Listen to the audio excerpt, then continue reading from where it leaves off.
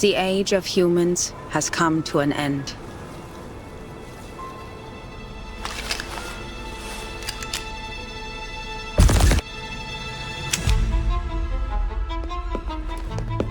With the lost research on the storm and the long absence of an LSCC director, the Foundation is considering appointing a director of their own choosing.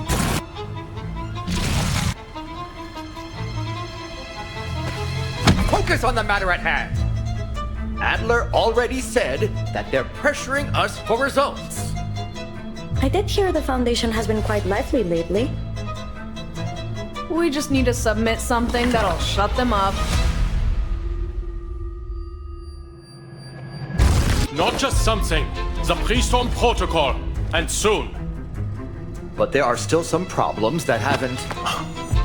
They're simulated data. Forget your humanitarian care. Think about it clearly, Adler. The pieces in the toy box are not objectively different from their real-world counterparts. Is that the case this time as well? This is a simulation of the storm. Everything will reset. Nothing will change. If you've already concluded that this is meaningless, why did you return? Time waits for no one, Bruderherz. I have to go eventually. Wait! I also... Traitor! Du kannst das Arkanum nicht begreifen. Du kannst diese Tür nicht öffnen.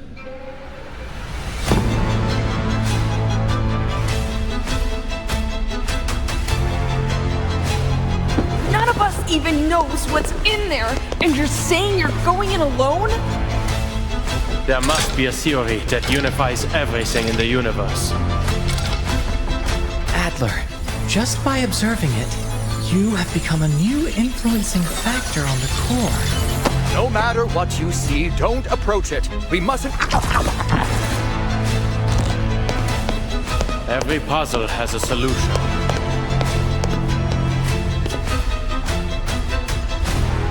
And the world is just another crossword.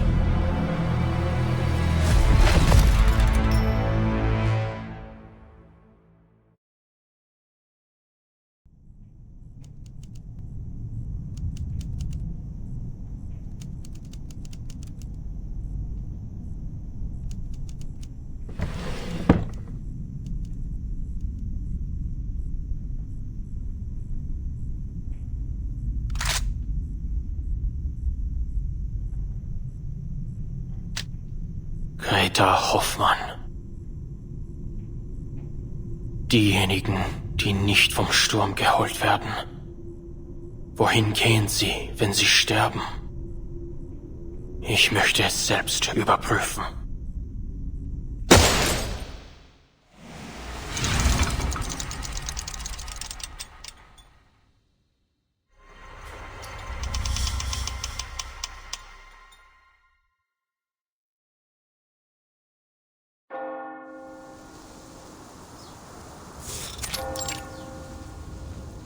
Never afraid of sacrifice, she followed her own path.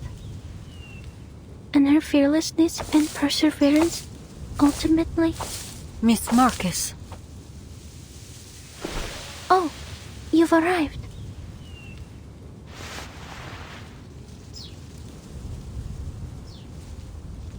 It's good to see you, Miss Semmelweis.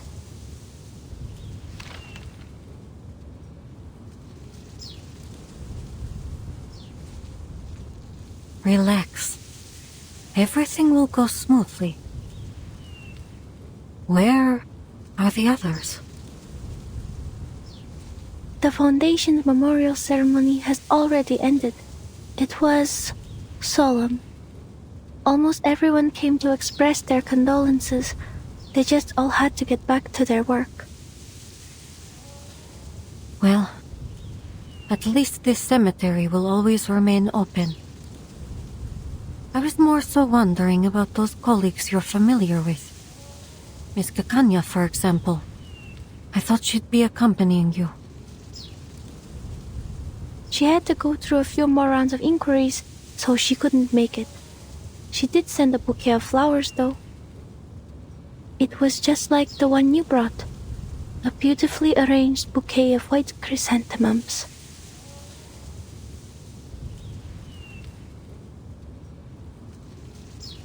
And Enigma? Where's he gone off to? Weren't they each other's only family?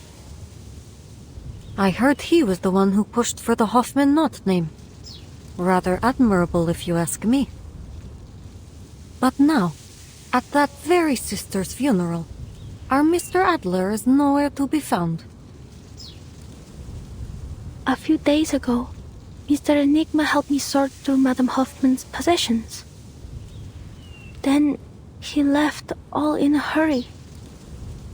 Later, I received word from Laplace that he'd barred the door to his office. Huh. So he's chosen escapism then.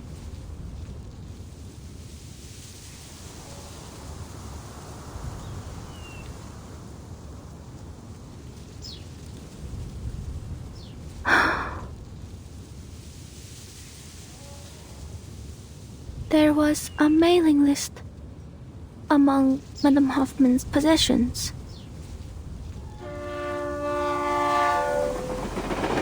On the train to Vienna, she asked me a question, hoping I could read its answer. What is the best way for someone to defend themselves if they cannot use arcane skills? I read the answer she expected. She asked because she was preparing a gift.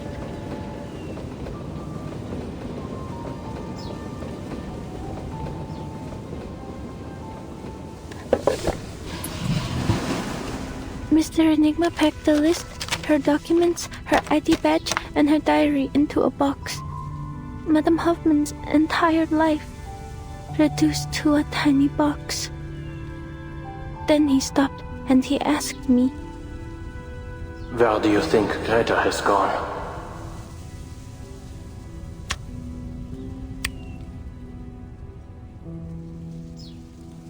Where has she gone? Heaven? Hell? Has the storm washed them away too? Those who aren't lost to the storm, where do they go? Will I see her again someday? Will all of us, any of us, see her again? If only I'd known earlier that the gift she was preparing was a birthday present for him, then instead of taking care of me and celebrating my first day as a Foundation investigator, she could have... If only my arcane skill were more useful. If only I'd read what would happen on that stage. If only the future were written out as words on a page.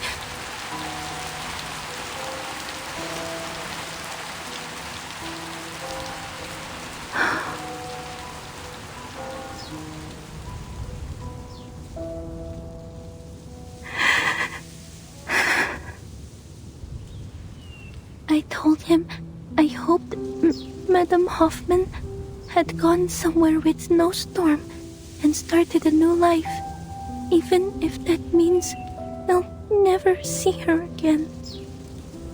In the end, he said he needed to think about my answer.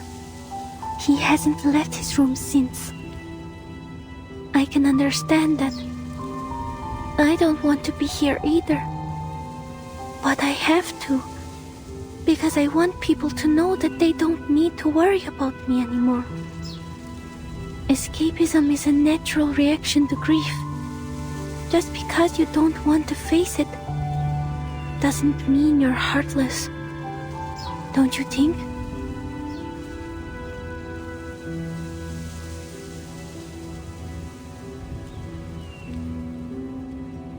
Look at you saying all that without stammering.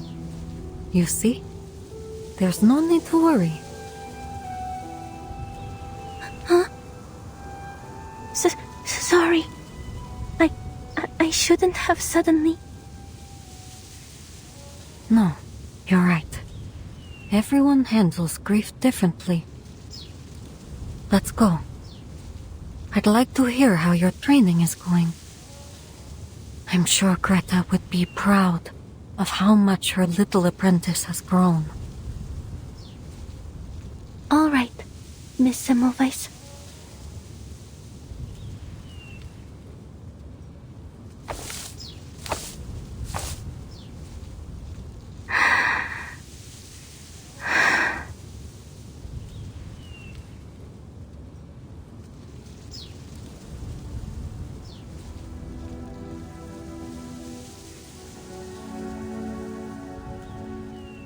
Madam Hoffman was an exemplary Foundation investigator, a dependable teammate, and my dearest mentor.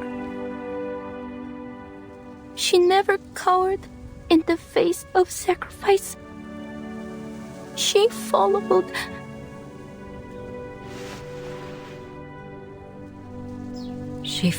her own path until the end. Pursuing the truth with a resolute heart. And ultimately, it was her fearlessness and perseverance that brought us the knot that allows us to cross the storm. She inspired many, none more than myself. She gave me the courage to leave the Flennon Isles, allowing me to witness and read so many new things. So, standing here, I vow to continue to seek what she sought, what we all seek, a world after 1999. I will persevere as she did. I will keep reading, keep writing, record every experience, every feeling. I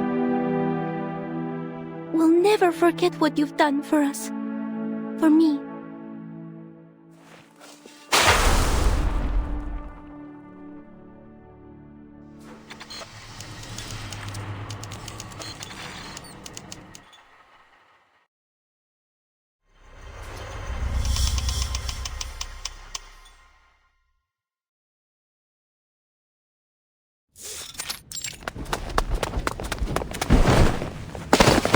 Damn it, are you blind?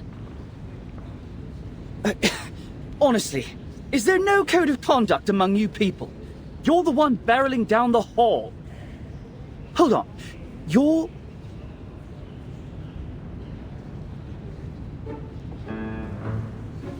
Researcher Medicine Pocket? Oh, sweet. Looks like even the little minions at the Foundation have heard of me. I'm rushing to get a sample right now. If you're here for Ulrich, try that lab over there. If you're here for Enigma, check his office. If you're here for me, get lost. Better luck next time.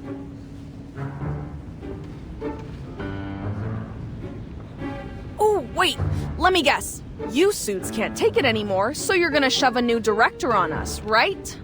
Or maybe one of the oh-so-generous higher-ups has finally approved our application for a new lab? Oh, or maybe you're here to command us very obedient researchers to fix you up an arc? You know, like Noah? Well, here's an idea. How about you shelve all that and let us get back to our research on edible Procrasma extract? At worst, we'll get a taste of something sweet.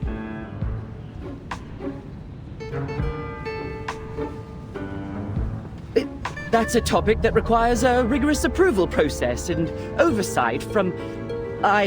It's not within my power to decide. I need to deliver these files to Mr. Enigma immediately. I won't take up any more of your time.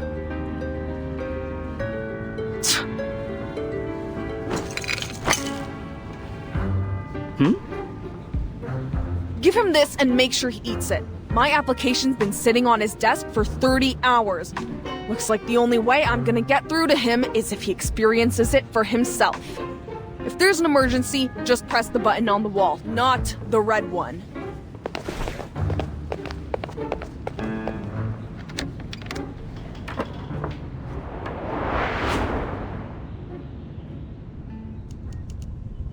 I see.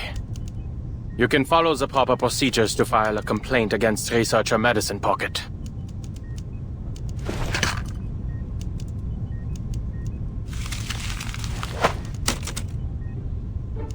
The application has already been reviewed. The ever-generous assessor that I am. As for your request, based on the progress of our other projects, you can expect a response in about 69 business days. This is an urgent matter, sir.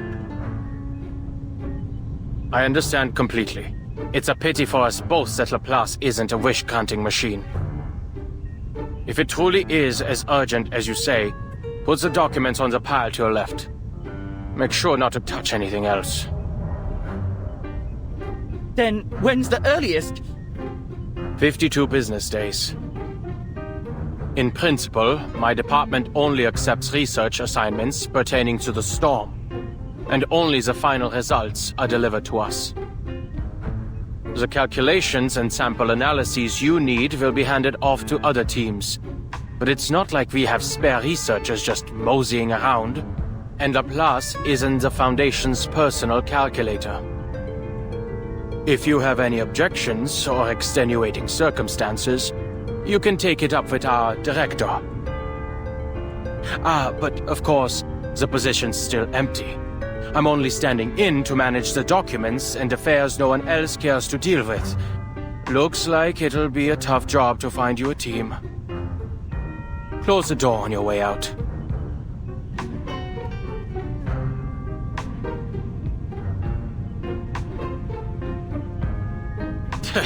You can move your own legs without your boss's orders, can't you? Get out! I'm glad to see you're still full of vigor, Adler.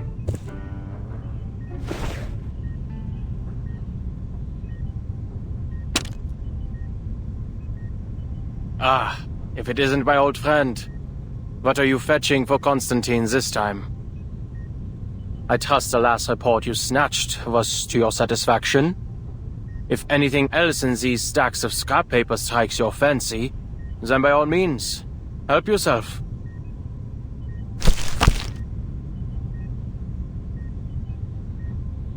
That won't be necessary. Though I'll be sure to visit again should the need arise. Mark, there are still some details regarding the proposed adjustment to field agent rations I'd like you to confirm. Mr. Ulrich and Miss Simone have cleared a 15-minute block in their schedules. You'll find them in meeting room number 3. Very well.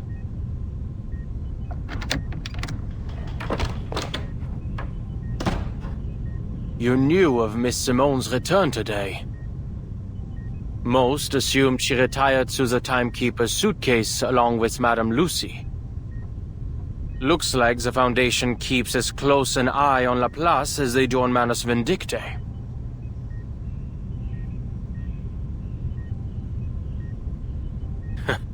Some might even say that mad scientists and fanatical arcanists aren't so different, though the former does have the small advantage of providing a handy little invention here and there. Always thinking from a researcher's perspective, Valor.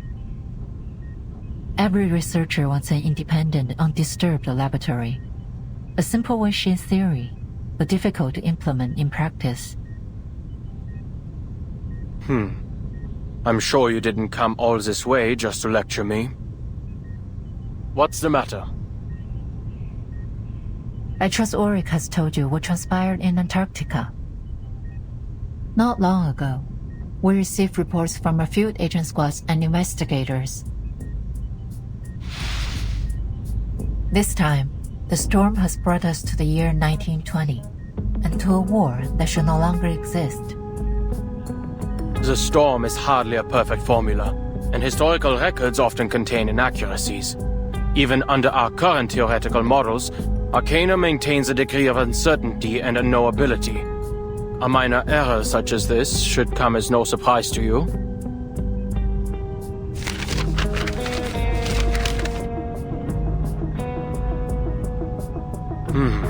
An error of this magnitude doesn't follow any of our current models. This flood has destroyed at least 2/3 of all our prior findings. Since the beginning, we've diligently tracked the occurrence frequency of the storm. We've also long gotten used to it, abandoning any semblance of a pattern. Because those who haven't gotten used to it are no longer with us. It's never easy to have your world turned upside down, for anyone. It's overwhelming at first, but the more you see it happen, the easier it is to accept. Of course, some still have their objections. There have been countless debates on whether we should prepare for war. Laplace is not an arsenal. Our more radical members believe that, since research on the storm will continue to be lost, we should divert our resources elsewhere. The LSCC has been without a director for a long time, and the Arcanocentric Society Institutum Laurent has gone unchecked. There is reason to believe that this has impacted Laplace's research efficiency.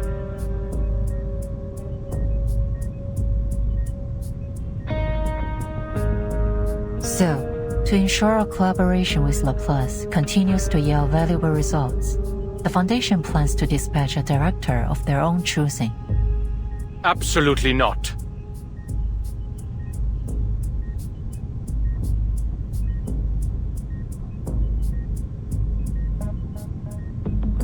I don't agree with the sentiment, nor do I believe the Foundation should assume complete control of Laplace.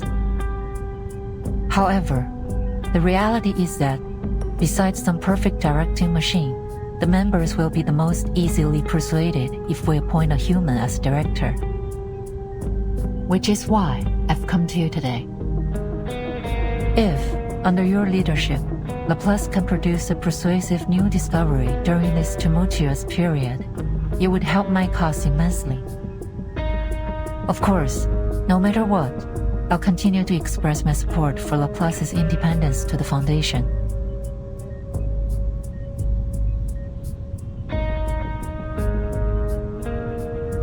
What exactly are you hoping to achieve with all this politicking?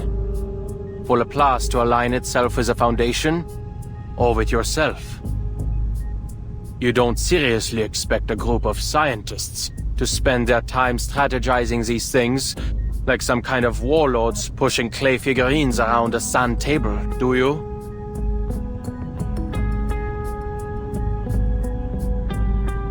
I'd like you to continue your research on the toy box sent by Mu-C3. Investigate the source of its power and use its simulations to push out a report. Producing a final pre-storm protocol will refute accusations that the LSCC lacks risk management policies, and the core of the toy box may just provide the new results you need. I see your reasoning, but why are you telling me this? Surely you aren't offering your help simply out of the goodness of your heart. What exactly are your feelings toward Laplace nowadays? Nostalgia? Or some kind of scientific idealism?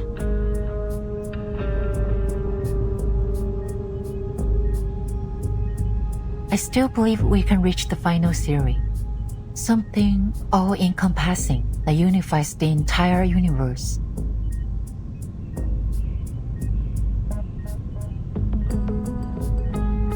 Well, in that, we've just been going in circles. In a decade, all we've managed is to return to the 11th dimension. But that doesn't mean all our past efforts have been meaningless.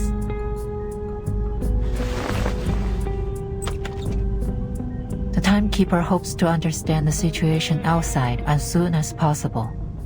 Once you've arrived at a conclusion, please contact me immediately.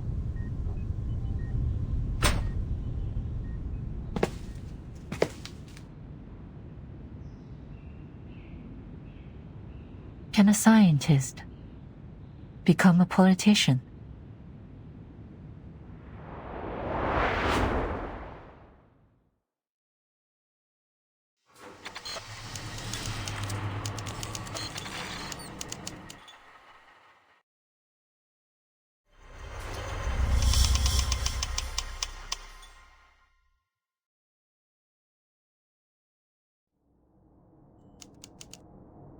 There must be a theory that unifies everything in the universe. Because every puzzle has a solution.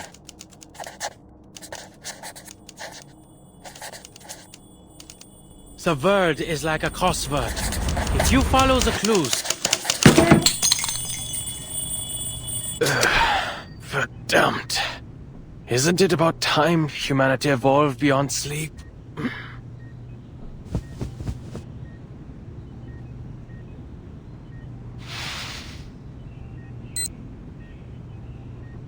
It's only been 6 hours. Looks like the little biter's actually done some work in between destroying public property. Side effects have certainly lessened. Did I throw away the instruction manual? What did it say? Never mind. The little side effects have already been eliminated. The other symptoms don't matter.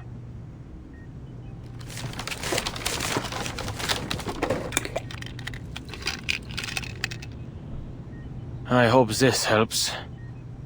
Toybox research, the timekeeper's request, new results, and Lorenz.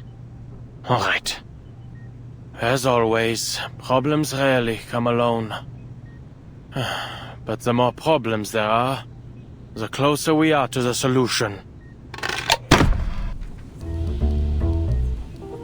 We need to stop creating more problems!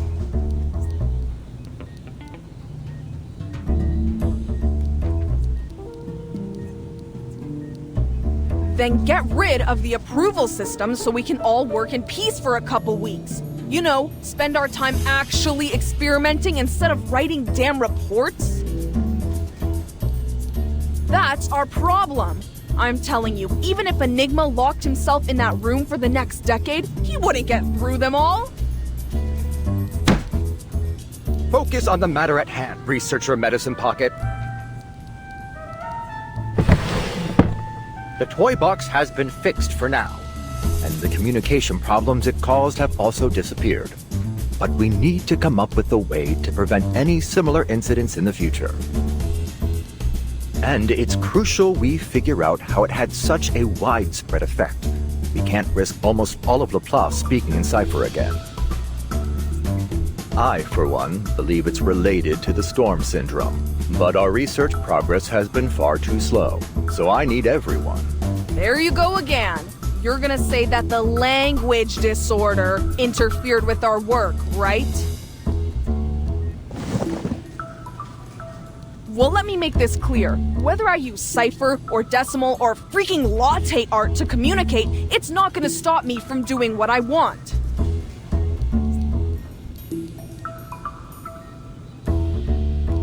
Those emergency handbooks are only filling that tank of yours with useless garbage data. Whatever happens, my advice is the same. Mind your own business and let us fend for ourselves. Huh. Sounds like you've gotten over accidentally ordering critter chow at the canteen. I suppose it is quite difficult to decipher a Tetris-based language, no? And no, we can't just blow up the toy box, Medicine Pocket. As I said before, it cannot be destroyed through arcane or scientific means. You should know when to quit. Blow it up? Absolutely not.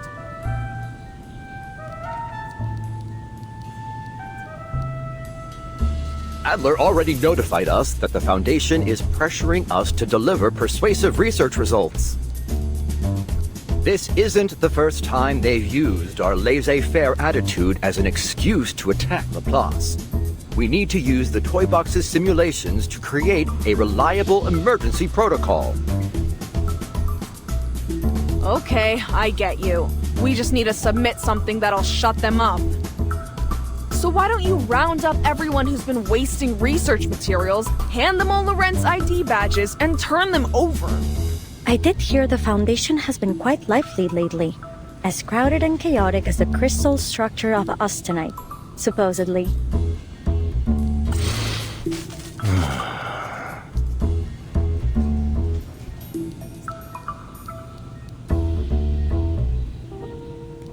That's quite enough.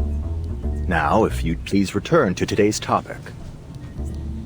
Researcher Pointer, Researcher X, how are the results of your data analysis?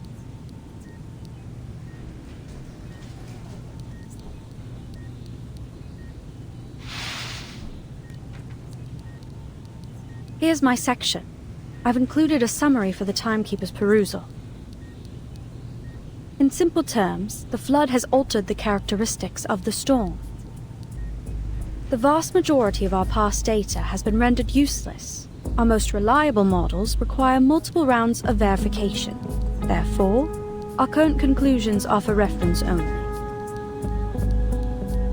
This should be plenty.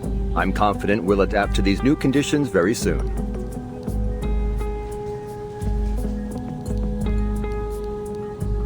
Have we made any discoveries regarding the arcane fluctuations emanating from the toy box? If we're only looking at the numbers, the magnitude of these arcane fluctuations far exceeds normal levels. I also consulted all the arcanists I know with arcane skills related to language, words, or sound. None of them could find any man-made traces in the fluctuations. I have two hypotheses. One, this toy box is a naturally occurring arcane object. And two, its core holds a power beyond most arcanists' comprehension.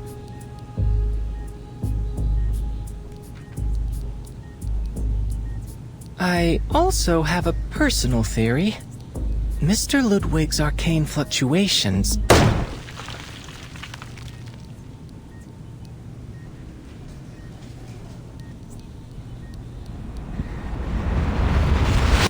Mr. Enigma.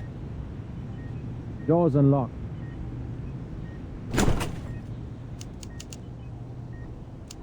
I already reviewed your application last Wednesday, X. And you and Hisabeth can stop submitting those clinical trial applications for Medicine Pocket's project. Oh, I have a friend... Regulus is not an option either. There isn't a hair on her body that doesn't scream Arcanist.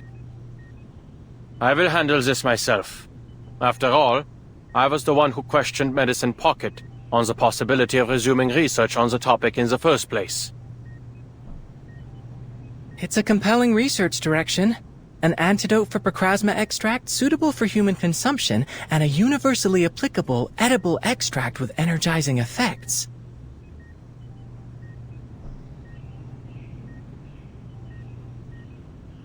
There's no need for you to worry. I read the project proposal. Medicine Pocket already consulted me on a few issues. That proposal was supposed to be confidential. Never mind. But we need to act like this research topic doesn't exist until it yields some results. You are all pure-blood arcanists. You have a natural tolerance for Procrasma extract.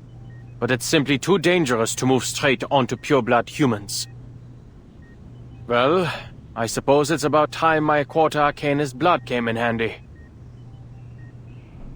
I understand, Mr. Enigma.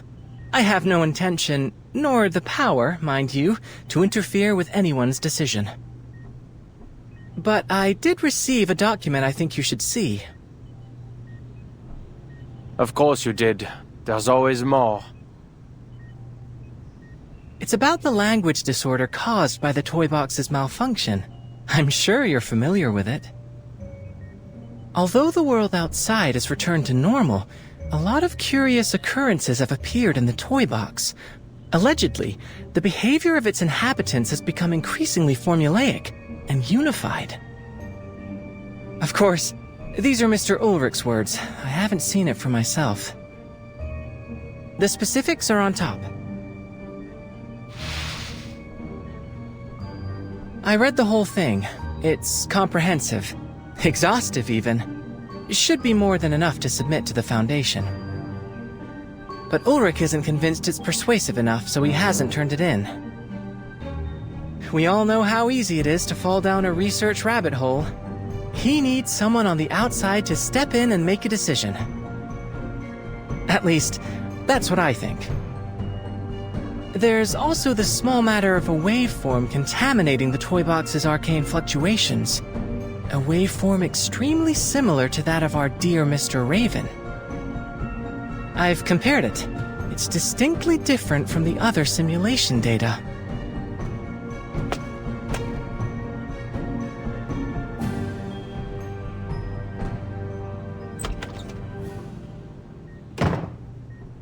Ulrich.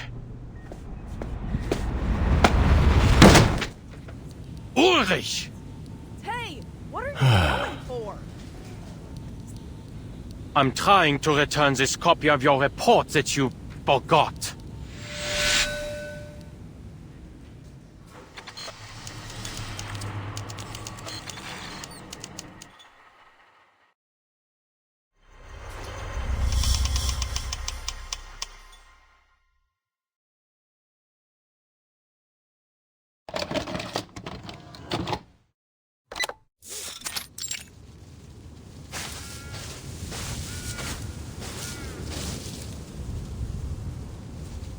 We've encountered more and more critters since we entered this forest.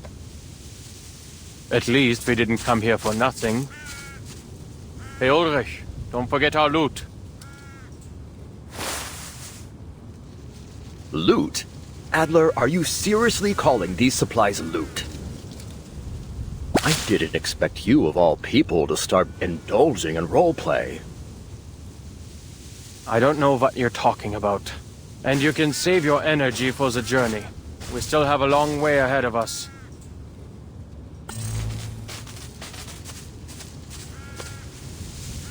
Mr. Enigma, Mr. Ulrich, perhaps we should hurry. So we can get there before the language disorder spreads to all of Laplace. Ah, good. At least someone in our party can put together a rational thought. According to Muse's map, we still have 7 kilometers until we reach the toy box's depths. If we cross this critter's territory, we'll save a third of the time it would take to go around.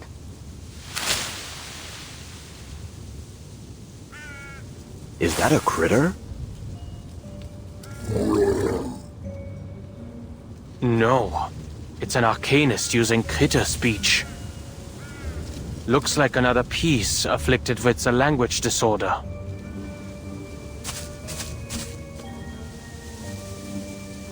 We're too far away. I can't make out what he's trying to say. Let's get closer. I may be able to read some useful information. All right, allow me.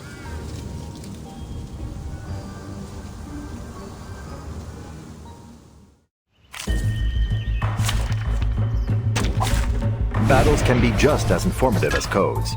You just have to know how to read them. Oh,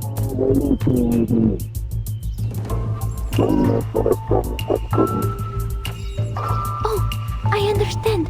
There's a maidenhair fern and a bamboo shoot. Looks like all I need to do is find the page with the fern and bamboo shoot. Hurry, we will buy you some time.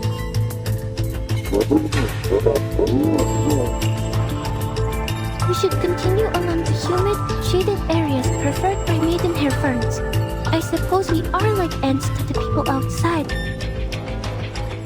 A giant bamboo shoot that looks like a green arrow grows at the end of the path we're looking for. Oh, our shortcut is just there, behind that big tree.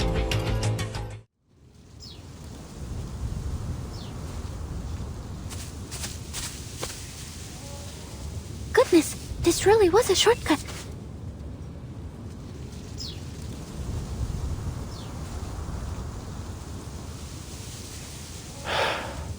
I'm very grateful for your help, Miss Marcus. I wager we'd still be running in circles if you weren't here. Indeed. If we can maintain this rate of progress, we'll be submitting an up-to-standard pre-storm protocol very, very soon.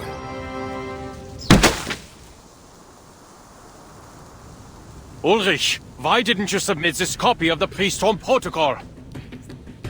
Half-finished products have no place in a conference, Adler.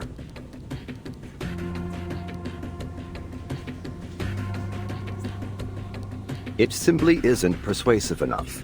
The toy box's storm simulation still poses some problems that require solving. Am I hearing this right, Blob for Brains? You're telling me you've already finished the damn thing, but you thought you'd play us all for laughs for a while? Ugh, just turn it in, damn it! Shut those checkered chumps up! As I said, there are still some problems that haven't... Ulrich, you are slipping into the mindset of a creator. They're simulated data. There's no need for your humanitarian care. And your biases are showing, Adler. As you'll recall from your encounters with the many familiar faces in the toy box, the pieces there are not objectively different from their real-world counterparts.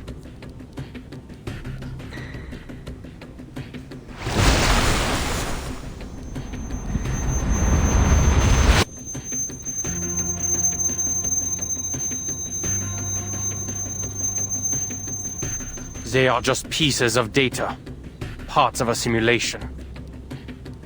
You shut yourselves in your labs, in the toy box, calculating all day. And for what?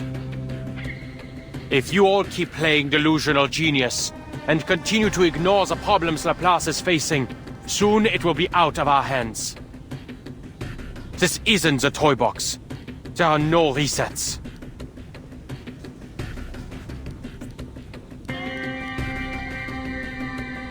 It's true, Adler. With every new era brought by the storm, the Foundation has only tightened their policies, perhaps to an extreme. However, they need Laplace's research results. They need our innovation, our inventions. The Foundation doesn't view us as an enemy. Exactly. I seriously don't get you guys. It's not like it'll affect us, so quit wasting our time with all these meetings. So what if Laplace loses its independence? Adler, we can't properly discuss the issue if you don't explain what's making you so apprehensive.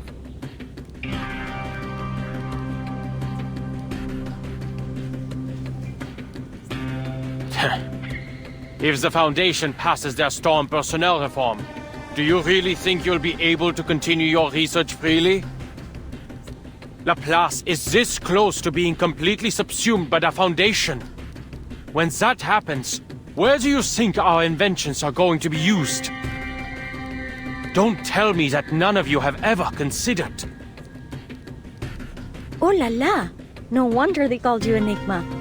If you've got some insider information, just tell us already.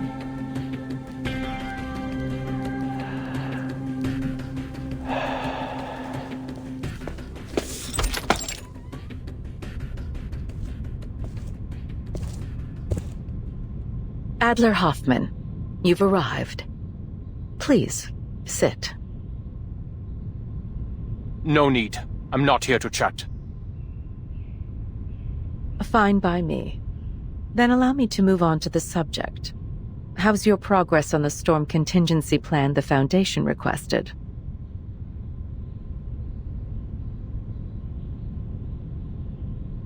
Get to the point. I had planned on some small talk, but I'll get right to it if you wish.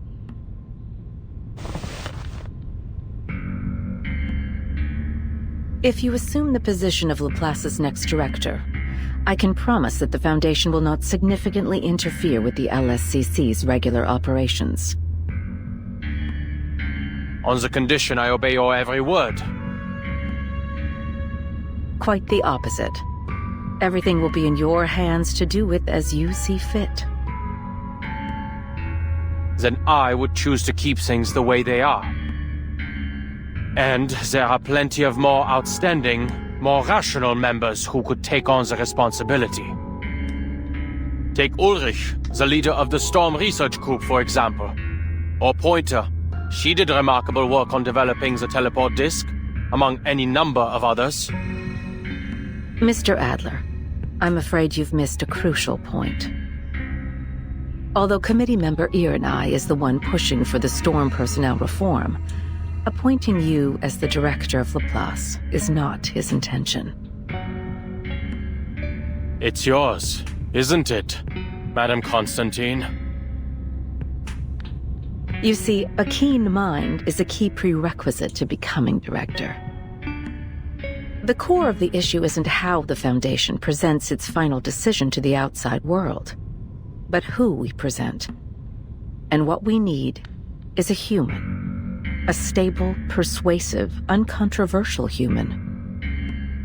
When all is said and done, the Foundation's objective remains the same. We only wish to do all we can to brave the storm. In this regard, You are the best choice, Mr. Adler. Your best choice was forced to retire in the timekeeper's suitcase. Yes. Madame Lucy has certainly been enjoying a comfortable vacation.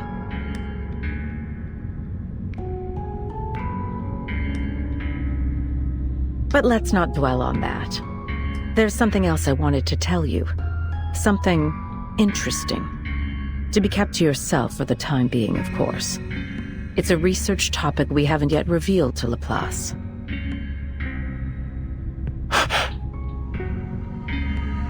As you're well aware, for many years we've been searching for a method to bring back those reversed in the storm. Well, the Foundation has discovered a feasible theory. If we can inject a person's past memories into a suitable body, then we can restore those who were lost. All those years ago, a special candidate helped us in the first stages of this experiment. And now, we're finally starting to see results. To this end, we hope to acquire help from Laplace.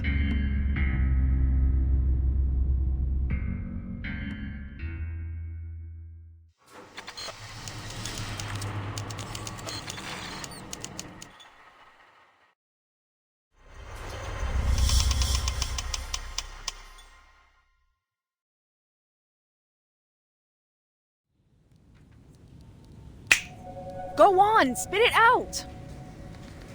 Or have all those long-winded administrative tasks totally destroyed your ability to get to the point? You know something, don't you, Adler?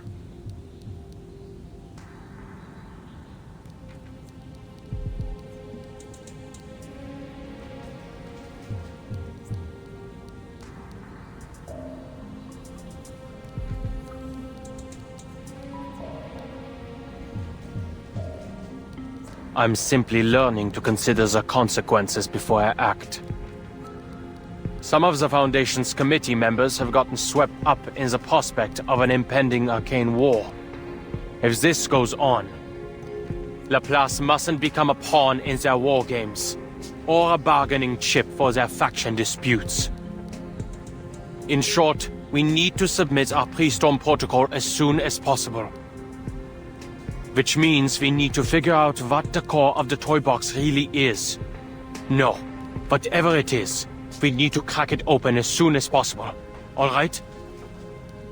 If we hurry, we still have a chance to convince the talking heads at the Foundation to leave us be.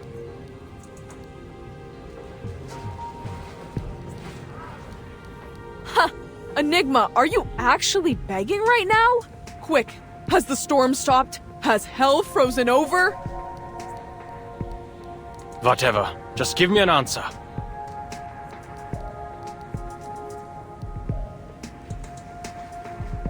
All right.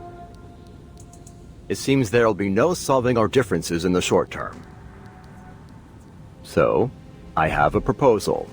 We submit 2 reports, and let the reviewers decide. Fine.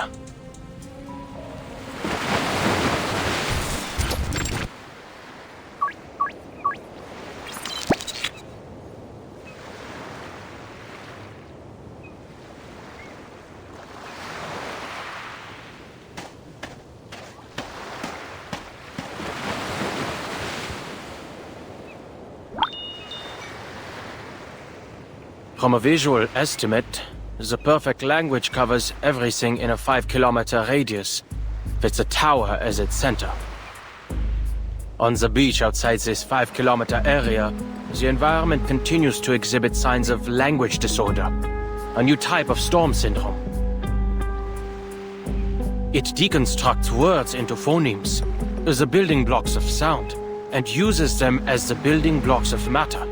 A handful of seawater contains 1, 2, 3, 4, roughly 20 phonemes. Though clearly the phonemes themselves don't carry any meaning, they do leave room to construct one.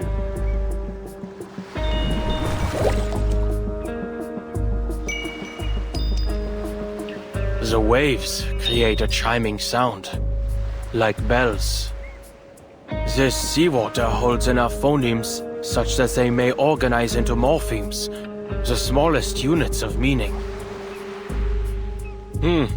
Monkeys may have an easier time putting Shakespeare together here than writing it on typewriters.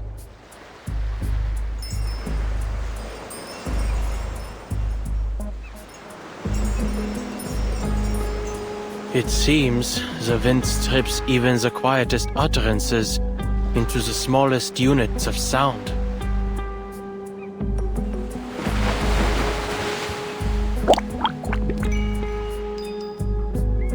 Perhaps these symptoms can be understood as a language microscope, or maybe a scalpel. The environment dissolves and dissects every spoken word, leaving only its phonetic fragments behind. To use language is to quickly combine these pieces into specific sequences to create a meaningful utterance. Thus, one could view this entire environment as a simulation of language use. Bilabial plosive. Diphthong. Mid-central vowel. Nasal. The phonemes of poem. I see. It's encryption and decryption. Hardly foreign territory for me.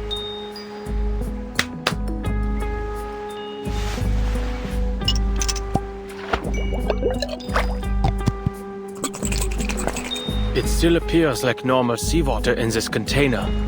Let's see if X has any suitable equipment to analyze its composition when I get back. I wonder, if I bring this vial of seawater to the tower, will its composition change?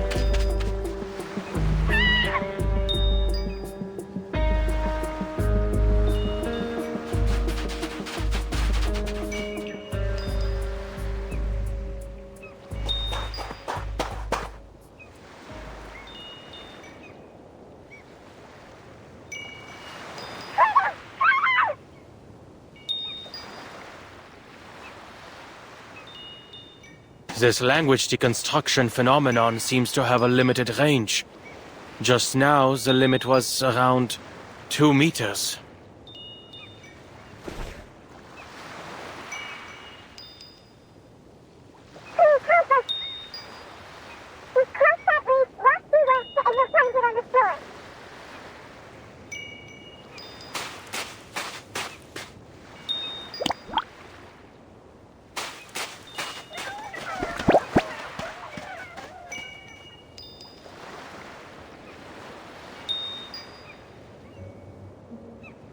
Critter attacks are common in the toy box.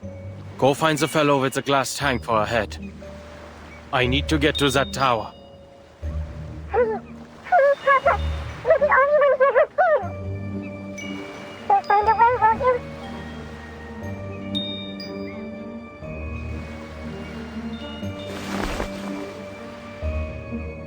If I waste time on things like this, I won't make any progress on the tower's function before the simulated storm hits.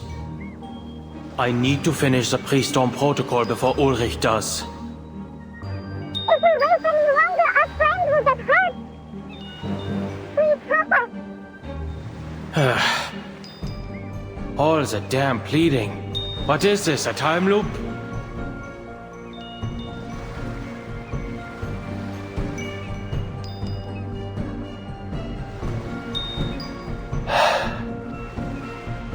Leads the way.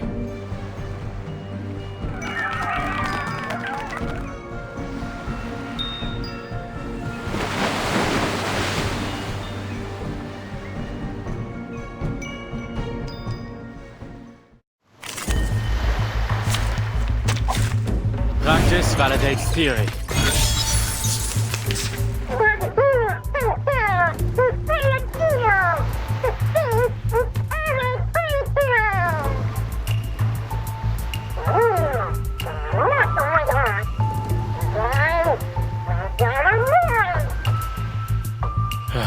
Let's get this over with quickly. Computation check. Another unsolvable clue.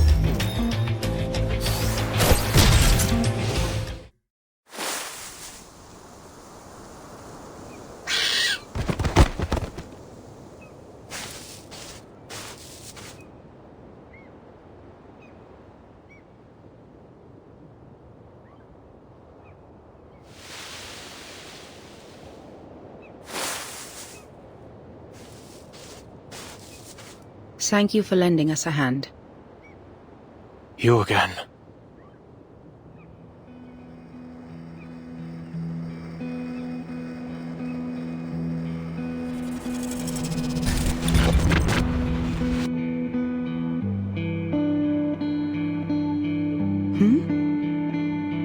I should have known. This is the only way to the tower.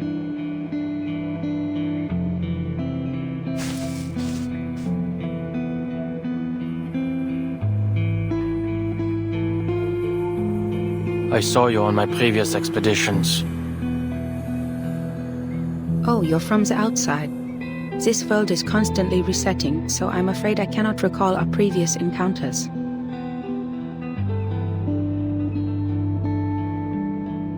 The last time I saw you, you were also on your way to explore the depths of the toy box.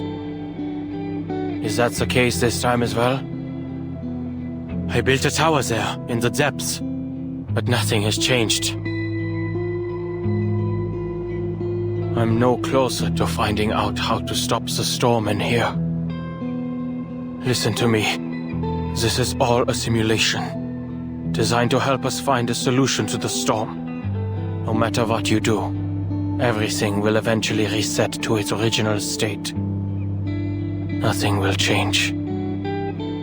You don't have to waste your time like this. You've already made this journey before, and it is difficult and meaningless.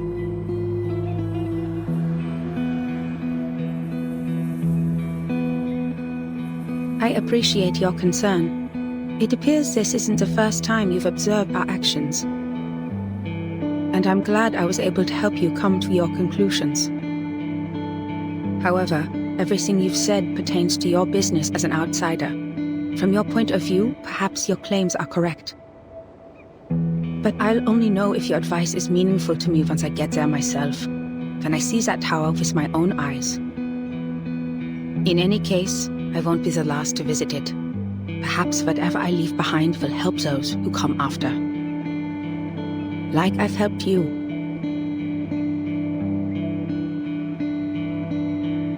Besides, if you've already concluded that this is meaningless, why did you return?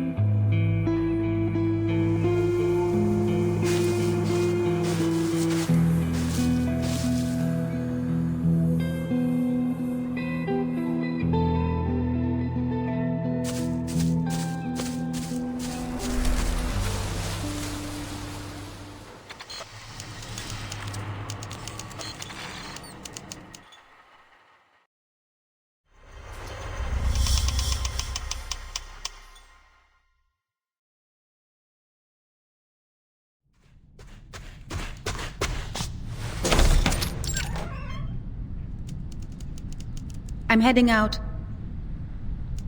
You can heat up the leftovers in the fridge for lunch. Did you hear that, Adler?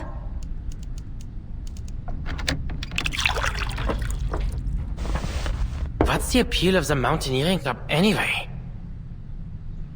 At this point, even the neighbors are saying, looking for Greta? She's probably gone mountain climbing. Or rowing.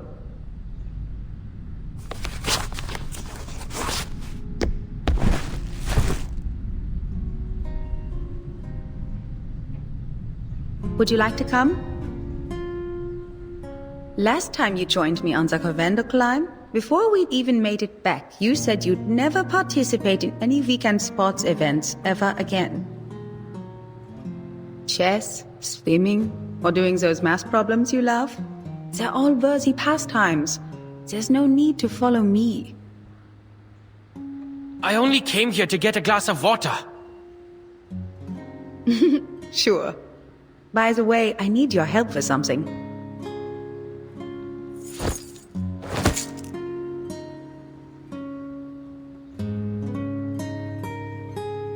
What are you poring over now? Planning to lock up Papa's cigarette cabinet behind a code again? That was just a Visionaire cipher. A beginner's puzzle. Anyway, if you have the time, could you mow the lawn in the back garden? It would make Mama and Papa happy. And you know, I've never asked, what's got you so dead set on Laplace? There are plenty of outstanding research facilities to choose from. Why them? Because I believe we share the same ideals.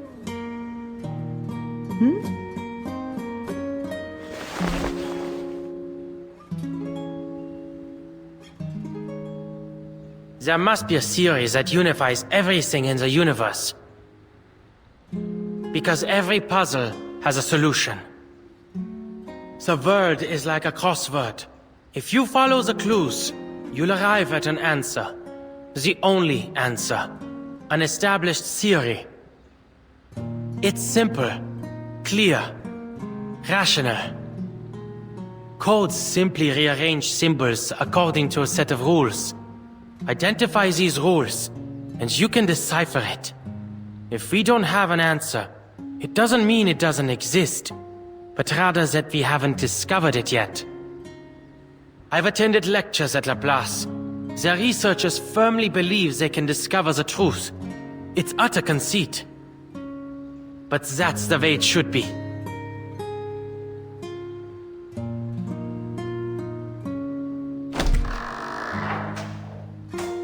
I see. Don't worry, I'm sure you'll receive an invitation from them soon enough. I've asked around. They all said age is no matter, nor whether or not you are an arcanist. Laplace opens its doors to geniuses. That's the only requirement. Won't be any trouble for you, Bruderherz.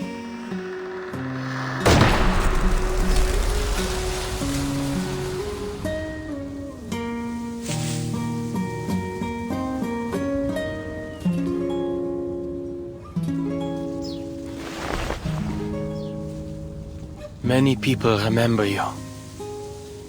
Even Musée 3's toy box has a chunk of data, still diligently simulating your stubbornness. But I'm sure you don't want to hear me prattle on about the past.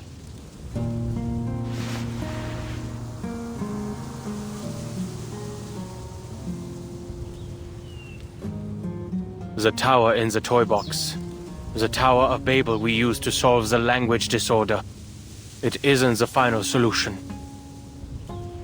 Yes, people are able to use verbal communication to understand each other again. Unprecedented, I know. But this has come at a cost. The piece's cognitive processes have all unified under the same model. Unanimous agreement. Unanimous objection. Can this even be considered communication?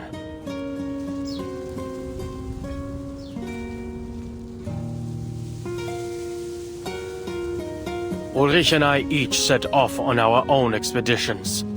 But in the end, we both decided to destroy the tower and take its core.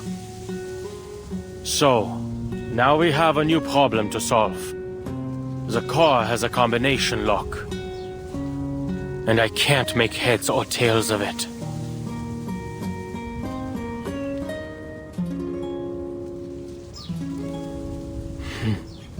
I know. You wouldn't understand. This is supposed to be my specialty. Finding clues, cracking codes. All it takes for me is time. But my mind's gone rusty. Even my own thoughts have become unreliable. I haven't done any research of my own in a long time. Oh no, just pointless meetings and endless paperwork. Trivial, inconsequential matters have absorbed my every waking moment, grinding the old gears in my head to a halt. I can almost hear them creaking when I try to get them turning again. Perhaps I've lost the talent I once had.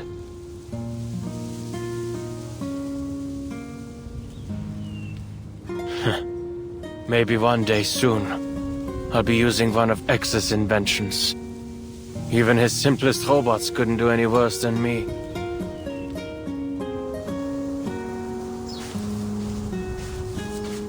Oh, Mr. Enigma. You're here too.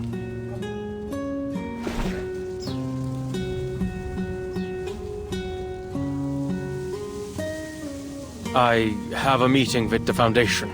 This was on the way. You're here to see her again? Yes, I've brought some new manuscripts for her to see. These manuscripts, I'm going to submit them to the Daydream Post. But I'm not sure whether I'll be rejected again.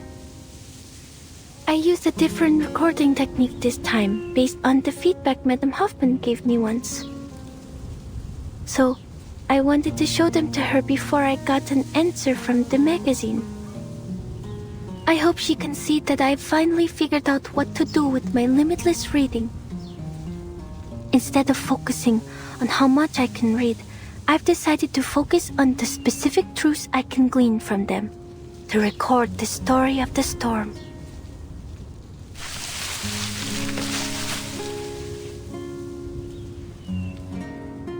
Without betraying my own principles or Madame Hoffman's teachings, I've managed to find a recording technique that can realize my dream.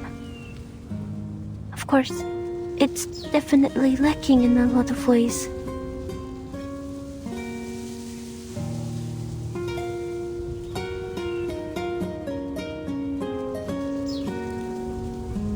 Actually, Mr. Enigma, I never thought you'd come here. Oh, I don't mean that as a criticism. I only mean I understand how you were feeling. But I suppose now you're here, you found an answer to that question?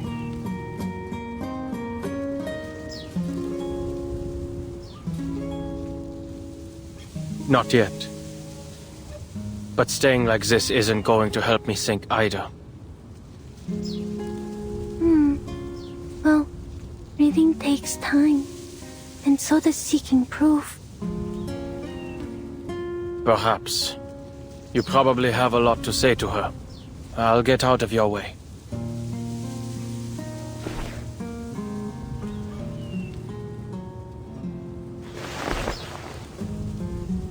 What's wrong, Mr. Enigma? Nothing. Here.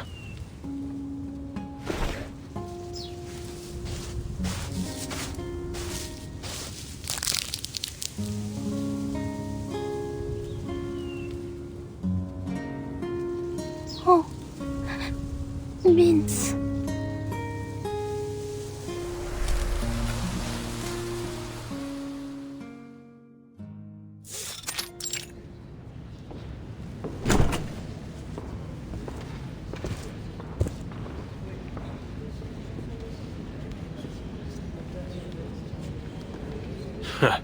Talk about using a sledgehammer to crack a nut. What a meaningless waste of resources.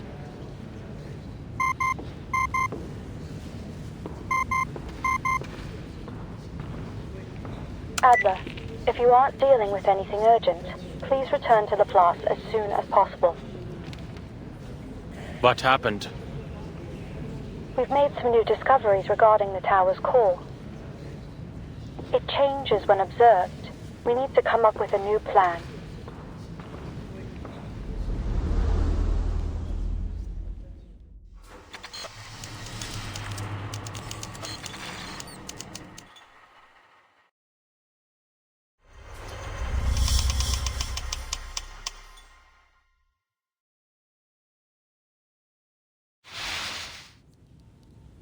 As you can see, this is the toy box's core.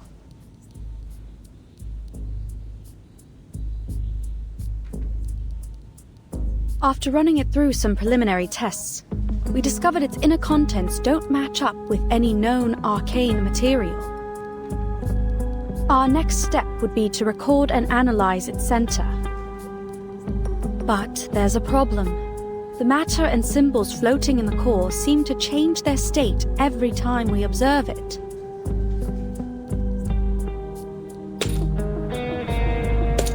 Are those gears?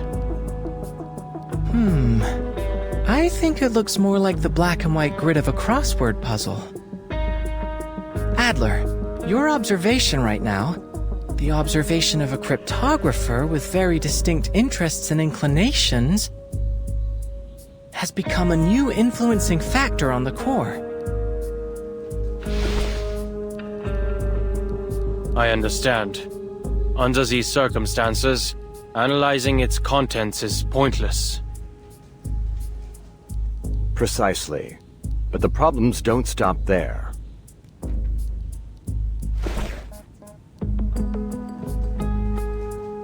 Within the 3-hour period after the core's removal, the environment in the toy box descended into chaos, understandably so.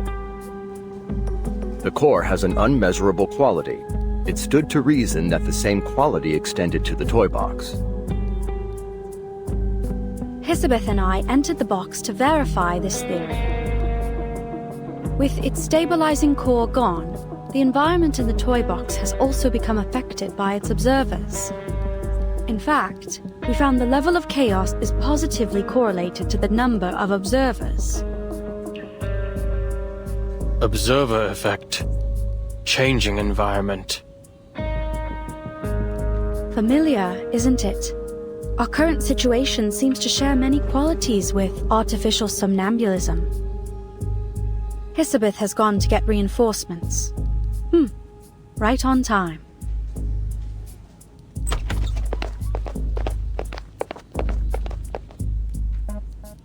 Go on. Time's precious.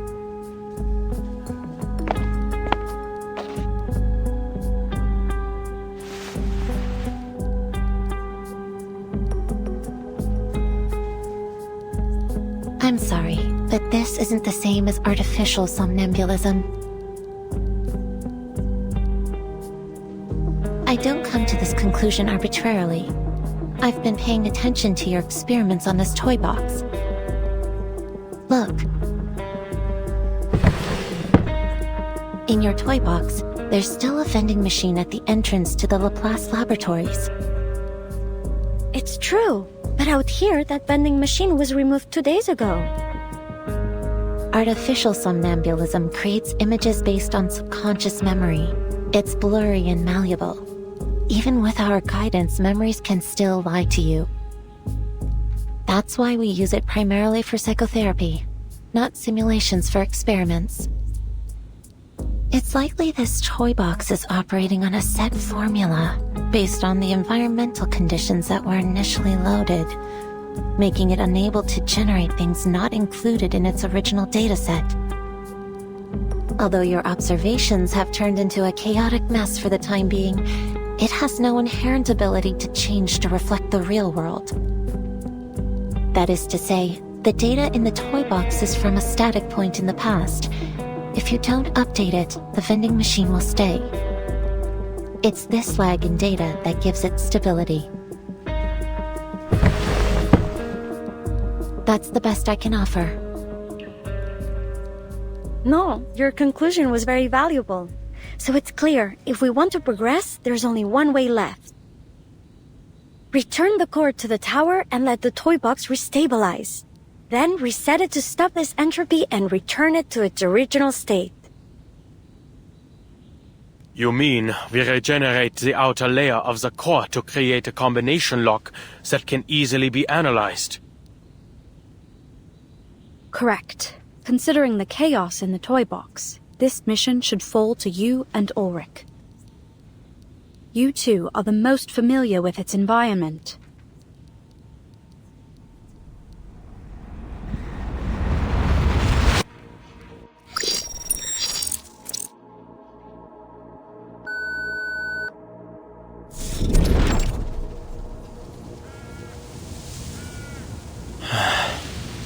Why is our starting point always set here?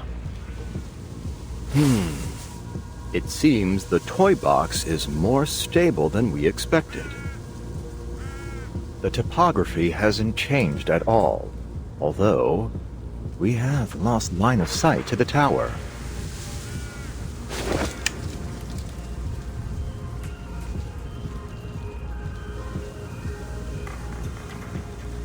Don't worry, we've already located the tower.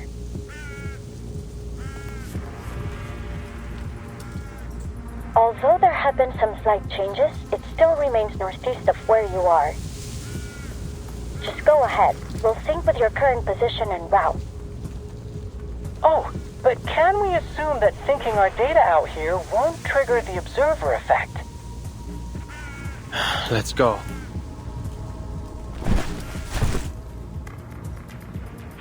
Please record the time intervals between the toy box's environmental changes. Data's already been synced.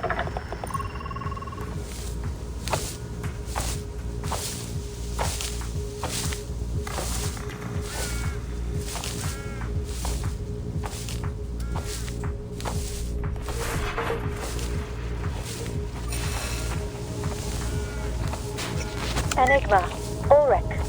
The data is starting to fluctuate. The observer effect will most likely begin manifesting soon. Prepare yourselves.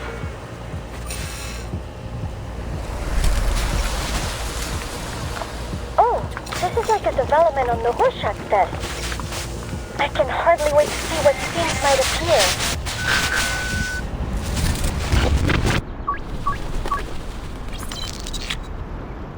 How did we end up here?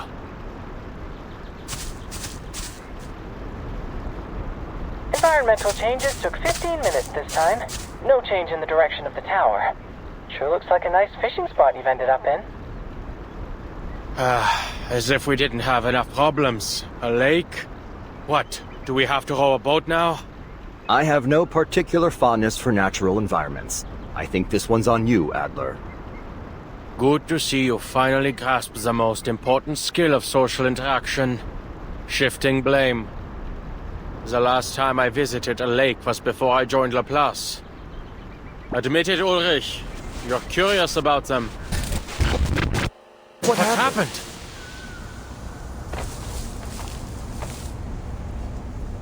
The data's becoming more volatile. The toy box is losing control. At least the communicator's still working.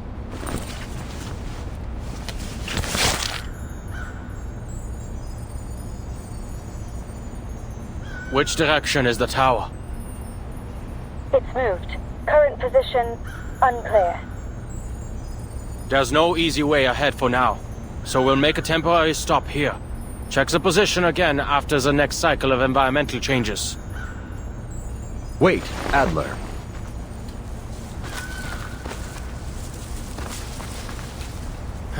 Looks like we'll have to deal with this first.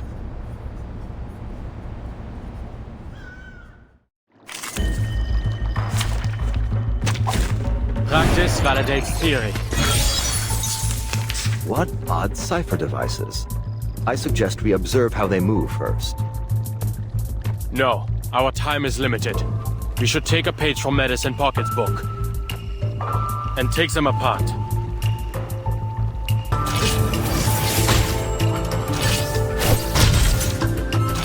Encryption failed?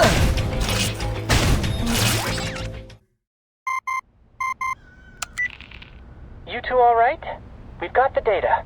The tower's new location, it's extremely close to your position. Wait, that's not right. It's on your position.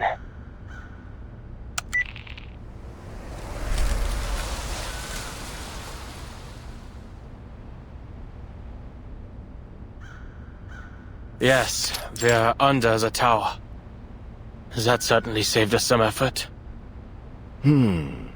If the toy box's environment is affected by its observer's thoughts, then did we arrive here so quickly because our goals completely aligned with one another? Salo, a wish granter and psychoanalysis machine all wrapped into one. This would work wonders for my survey on arcane skills. Right. Let's get the core into the tower and prepare our next steps.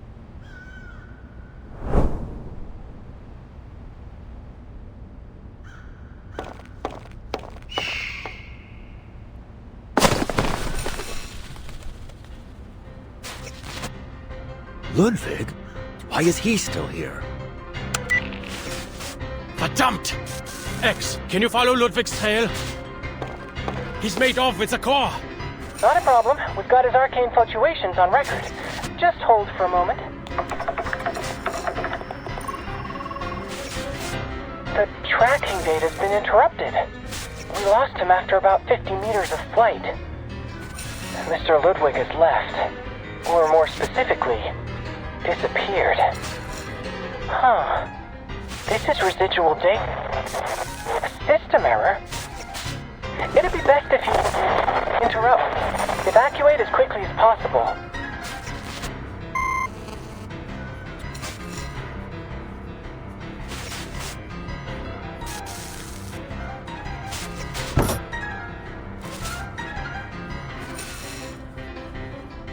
All ready. Forced restart.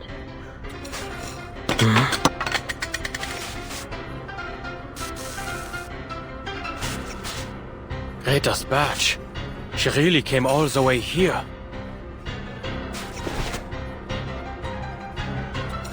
Researcher Adler, What? they've issued the force quit alert. No matter what you see, don't approach it.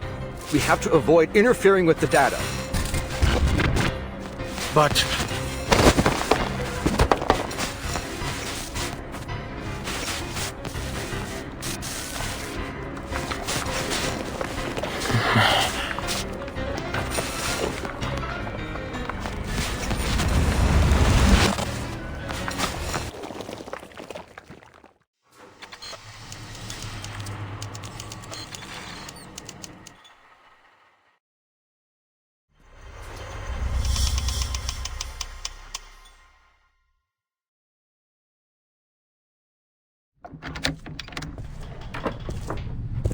Going mountain climbing again?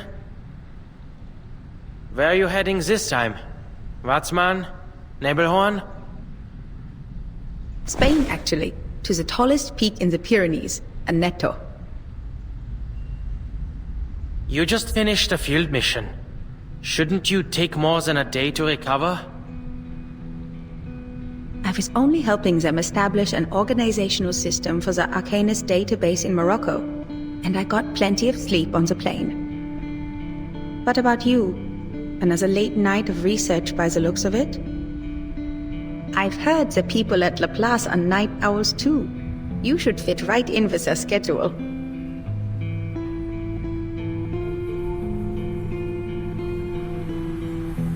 A genius's best thoughts always come at night. An overly poetic sentiment, to be sure. But I see it as a rational conclusion based on experience.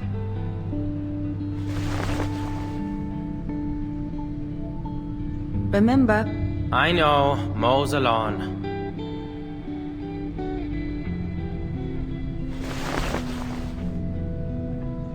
You look like you still have something to say.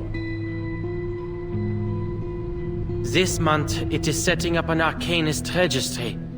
Last month, it was mediating an Arcanist dispute, cleaning up after the Foundation's mess. I don't think we need more examples.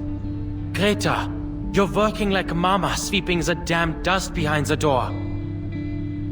She sweeps and sweeps, day after day, year after year, to abate a problem that could be solved by simply closing the window. I know you aren't happy with always having to pick up after her in secret, but you shouldn't let Mama know that. But tell me, Bruderherz, do you think we should close the window forever? No, what I meant was...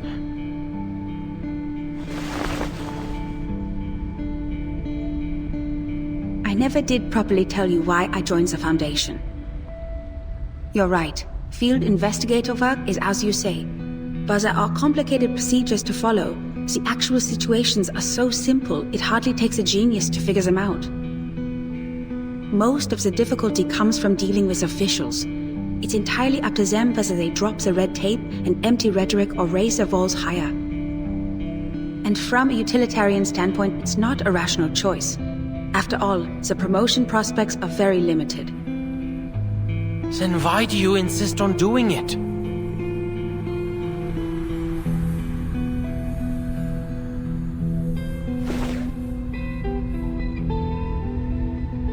Adler, have you heard of Mount Godwin Austen? They call it K2. The second highest mountain, after Mount Everest. That's right. I like the name K2. Just a letter and a number. It's direct, bare, concise, unembellished. It perfectly captures the image of a brutal peak. That mountain has a higher death rate among climbers than that of the world's highest peak. Once you choose to climb it, you've already put your life in the harsh hands of nature. Even among mountaineering clubs, amidst the praise for your determination, I trust the majority of people would still exclaim, "Do you have a death wish?" I don't follow. The view from the peak of K2, it's different from yours, from the University of Göttingen, or from any other place in the world. That's what those people with a death wish are trying to obtain. Of course, most Foundation field investigators don't face such extreme conditions. I don't understand Arcanum. I don't understand the Arcanists it creates either. But these things are deeply rooted in our world. The Foundation is a great fulcrum, a window, a place to observe, and to participate. Even if I wanted to, there's no avoiding dealing with all kinds of Arcanists and Arcanum. They hide, tucked away among the many interwoven branches of bureaucracy. This is a view gained only by joining the Foundation. Each Arcanist becomes a new case study, because no matter how bizarre the phenomenon, once it is systematically documented and analyzed, it always falls into a chain of logic. Adler, why are you looking for a unified theory? To make the world concise, summarizable. It must be noble and reliable to be suitable for life. Do you think society can also have such a theory? Something that can integrate all this disordered, chaotic fragmentation and allow Arcanists and Arcanum to find a place among rationality? I believe that's what I'm doing now. I see these endless missions as brute force exhaustive research, like foolishly trying to count every grain of sand on a beach. Once complete, it will give a full view of both humans and Arcanists, founded in rationality and worthy of trust. You could call it Hoffman idealism. It certainly seems to be in both our blood, Bruderherz. All right. Isn't it by time you left?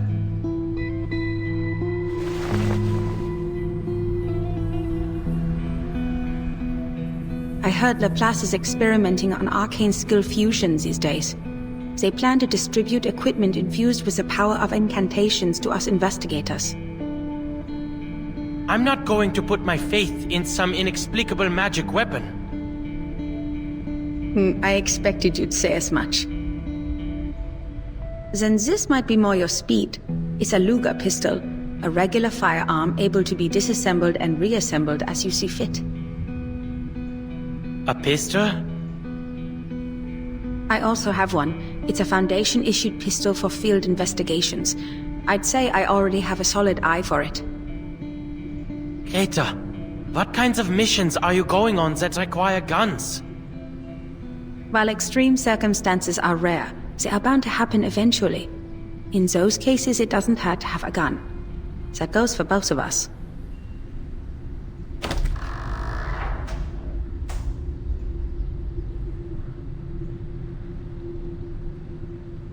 I'm heading out now. Greta, wait! Time waits for no one, Bruderherz. I have to go eventually. For every mountain in the world, there will always be someone who seeks to climb it.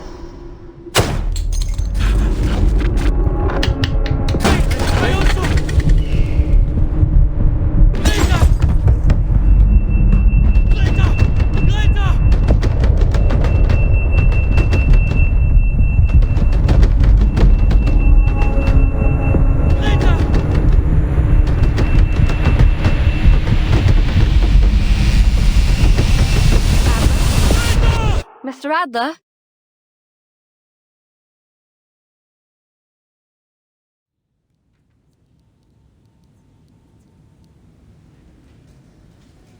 You've been out of sorts during our recent meetings, Adler. You should get more sleep. Sleep is a vital function for humans. Thank you for your considerable insights into human nature. But that's quite enough. Now to our current situation. We need to figure out our next steps.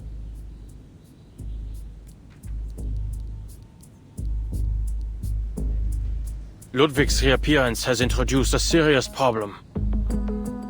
The core is no longer in our hands.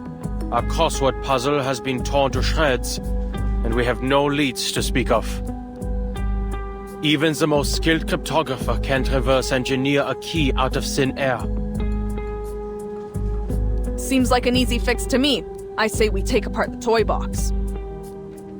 Ludwig and the core are both in there, right? So take it apart. Let all its elements reset to their original states individually, then it'll be a breeze to analyze. That's too reckless, researcher Medicine Pocket. Dismantling the toy box might cause significant data loss. Or possibly even destroy the toy box itself. Then we'll be without any research subject at all. Well, sitting here overthinking everything isn't gonna produce any results either. Just reset it. We can continue with our original plan.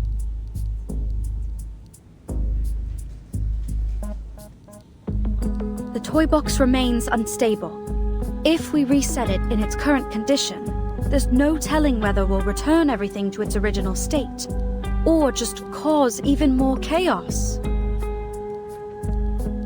Ludwig's signal is still near the tower. We'd better come to a decision before he leaves. No more hesitating. There's no use in waiting. Plus, since the data is restored after each reset of the toy box, we can start by assuming that the mishap with Ludwig has been fixed. We start with a hypothesis, then we test it.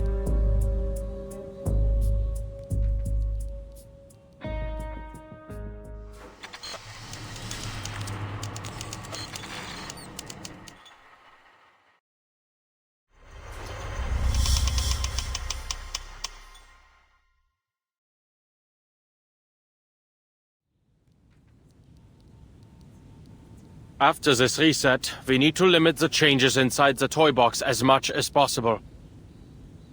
That is to say, the fewer the people who enter the toy box, the better. It's best we only send one person. I'll do you one better. Don't send anyone in and blow it to Kingdom Come. Researcher Medicine Pocket.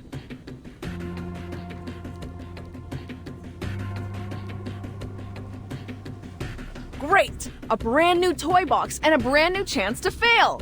Consistently reproducing failed results follows the scientific method too, right? Seriously, none of us even knows what's in there, and you're saying we should send a single person in alone? You're totally fine with that, huh?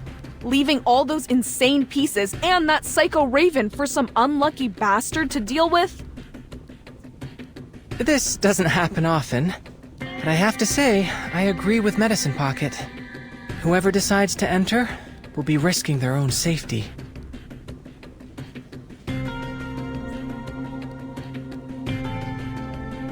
Ugh, what I was saying is that we shouldn't be wasting our brain power on this thing. We also need to consider the pieces. They may just be data to us, but to them, this is their entire world. We must avoid destroying it if we can. Oh, my dear Ulrich, I'm moved to pieces. If only the real Storm shared your glowing sense of humanitarianism. Pardon, can I interrupt for a second?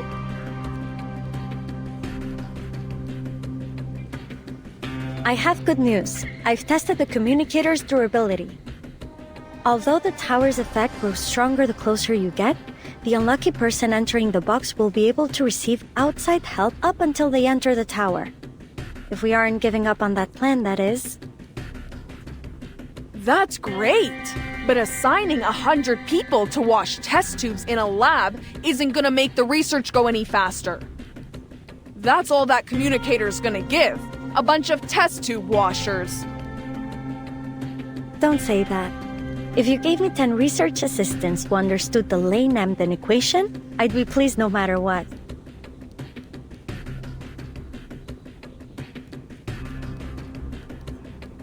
What I meant is that I will go. You're a human, Adler. And at the end of the day, that toy box runs an arcanum. Thank you for the reminder, Bottle Brain.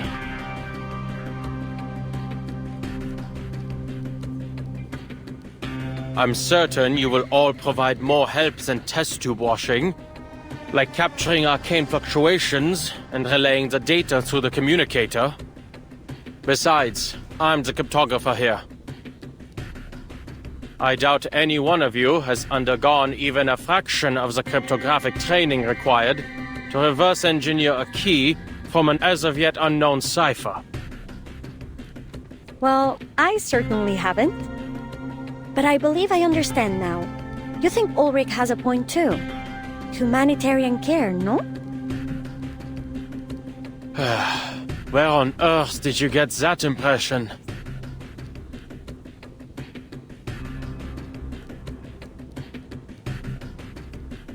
All right. You're right. You didn't say that.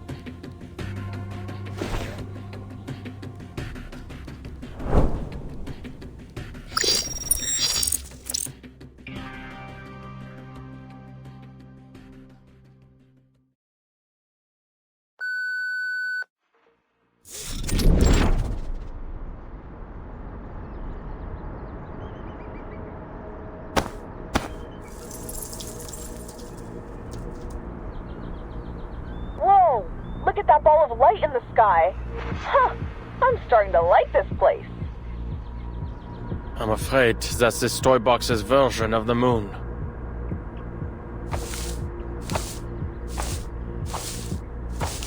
Hey, those fir trees over there look like snowflakes.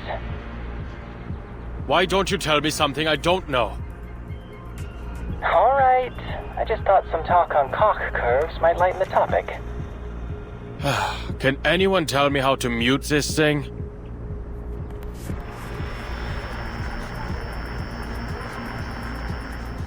Understood. Researcher Pointer and I will strictly control the other's input as requested. Right. We guarantee we'll only bother you if it's essential. Thank you. I'll contact you if necessary.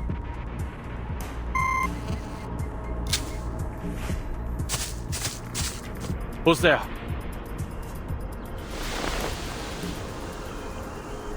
Mr. Enigma? Didn't expect I'd run into you here, Miss Marcus. Are you reading?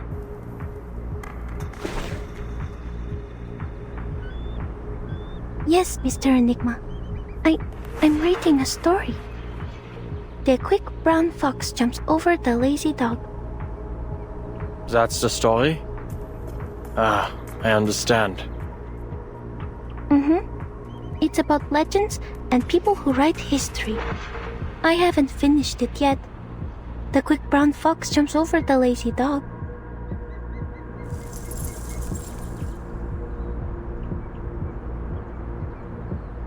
Is there something I can help you with? Quick?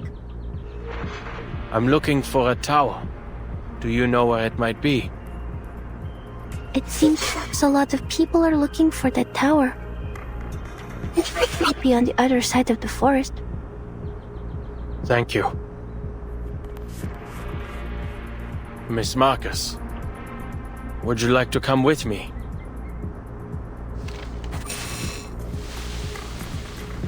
I'm waiting for someone. I don't seem to remember who I'm waiting for. Brown. Was she also looking for the tower? The quick brown fox jumps over the lazy dog. Forget it.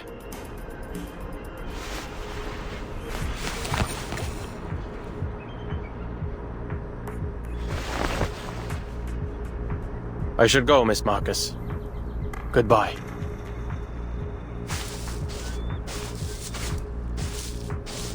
Please, careful. There's a fox, brown in the forest, lazy dog. Thank you.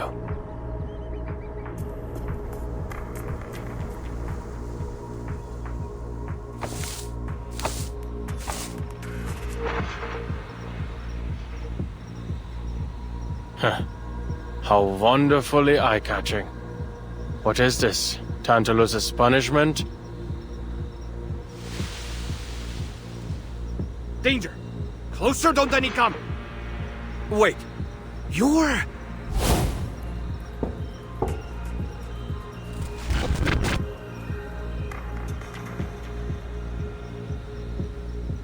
It's me, a tiny, insignificant cryptographer. It's a pity we've never worked together.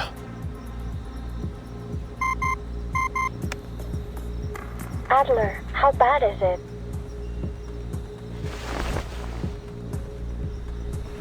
Oh, fine. Just a piece who's gone mad.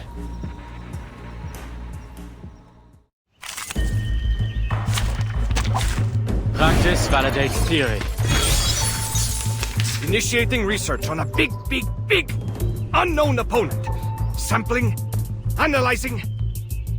Kindly make your way into the reagent bottles. We'll shake them to see if you're a solid or a liquid. That almost made me laugh.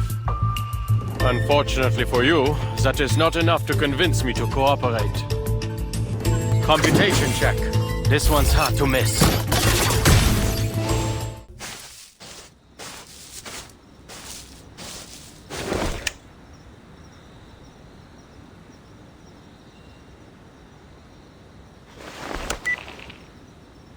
We have a problem. Even after all this walking, I haven't gotten any closer to the Tower of Babel. If anything, it appears to be growing farther and farther away.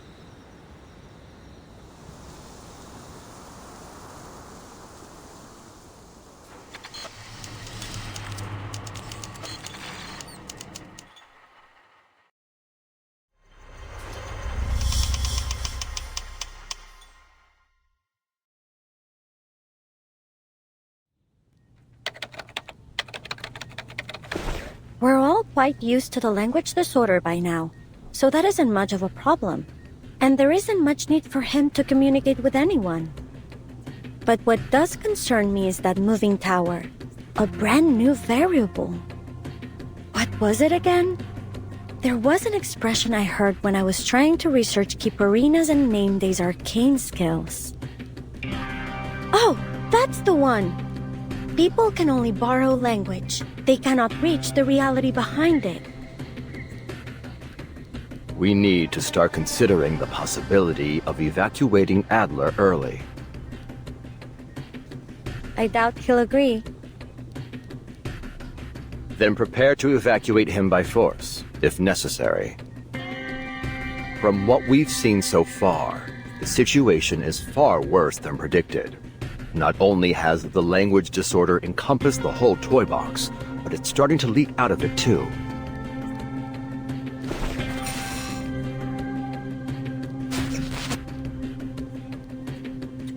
Oh, you're right.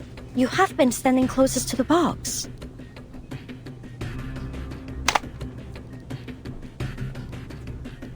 All right, I'll tell him. Saves the two of you from bickering again. Adler, can you hear me? I hope you have some good news.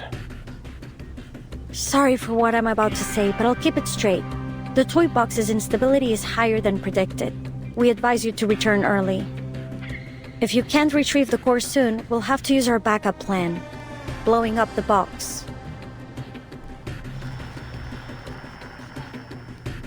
And Bottlebrain agrees with this? I didn't want this either, but right now, there's no better solution. Ulrich, what are you saying?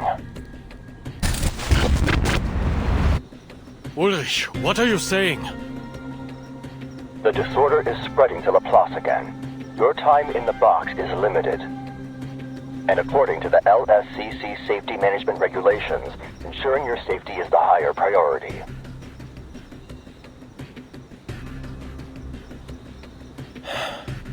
I understand. Give me 2 hours. If I don't make any progress, I'll return. Then, we can blow it up together. 2 hours, Adler. We'll do whatever we can to help. Researchers X, Medicine Pocket, and Hisabith are currently dealing with the spread of the disorder. I also need to step away for a moment to deal with it. Researcher Pointer is monitoring the toy box's situation. If you run into any danger, be sure to request assistance immediately. I will.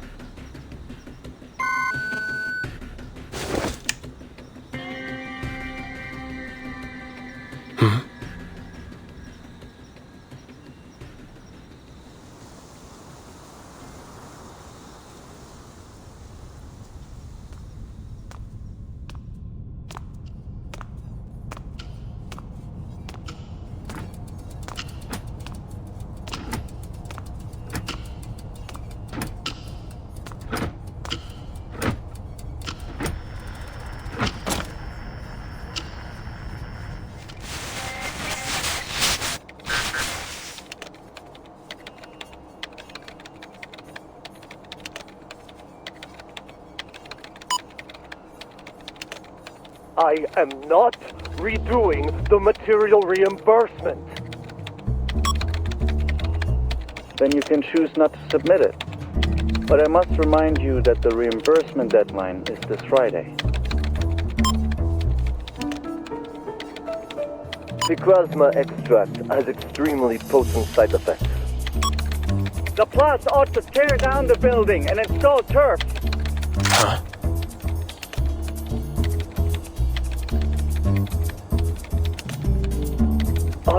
Are you done? You're wasting the Plus resources.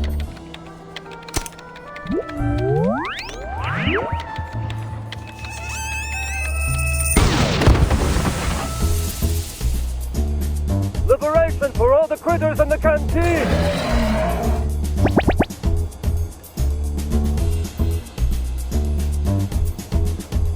What on?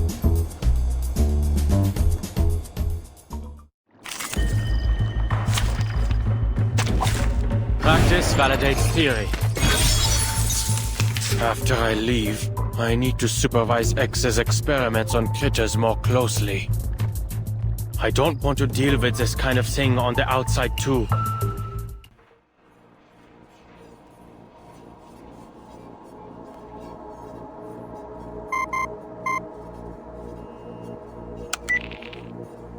We're back. This time the disorder symptoms are visual, nothing too serious. It's a shame you can't see us right now, gathered around the toy box with symbols floating around our heads. What's the situation? Nothing much to report. So, a piece just did something I'm sure we've all wanted to. He applied for a massive amount of funds? No. He killed the administrator who asked him to resubmit his invoice. Then led a dozen critters in an attempted uprising. Very extreme. Intéressant. Now, there's no one here who wants to do anything like that to our colleagues.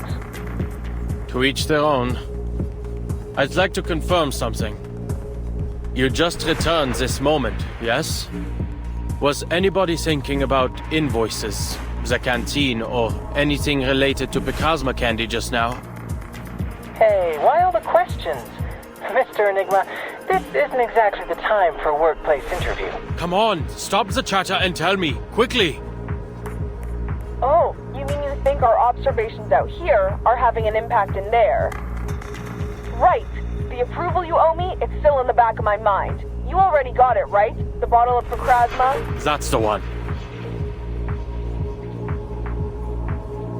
Now, I need you to give me some time. Stay away from the box. Do not observe my movements. I see. We'll avoid any eye contact with the toy box. Remember, we have forced evacuation measures in place, Abba.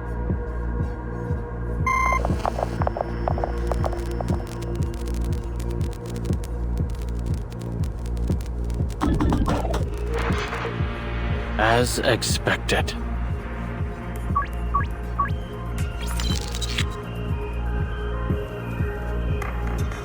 Hey pal, coming through. Sorry, need to reorganize all these receipts ASAP. You heard him, didn't you? The deadline's Friday. Don't your projects need reimbursements too? Thanks for the reminder, but my team is still waiting for funding approval. Must be tough. Hang in there.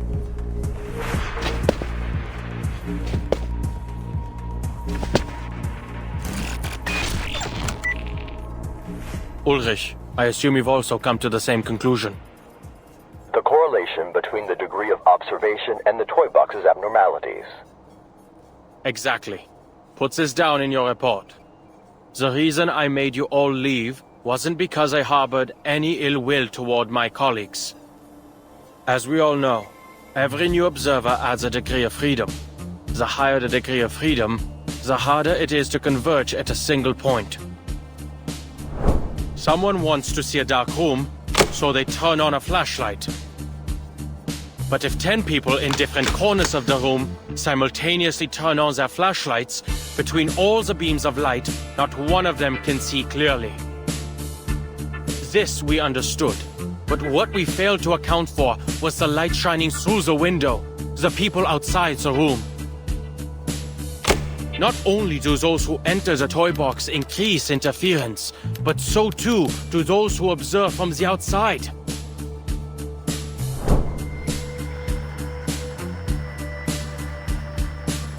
An astonishing conclusion, Adler, but it's a line of thought worth testing.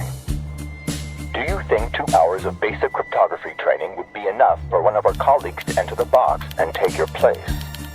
No need to complicate things. We can cut off communications now. What did you say?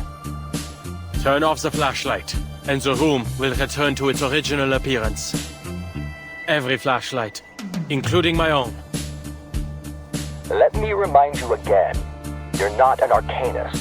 You can't detect the arcane fluctuations in the toy box on your own. Yes, I can.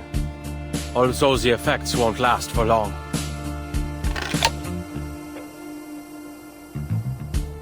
I still have faith in science, even in an era where rain falls in reverse.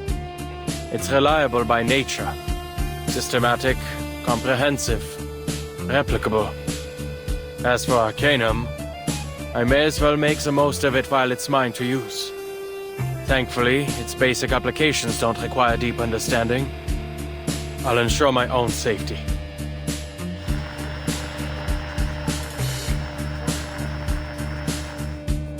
Of course, you're an exceptional researcher and our greatest cryptographer. You still have 30 minutes, plus the 2 additional hours we've approved. Best of luck. See you soon, Adler. See you soon, Ulrich.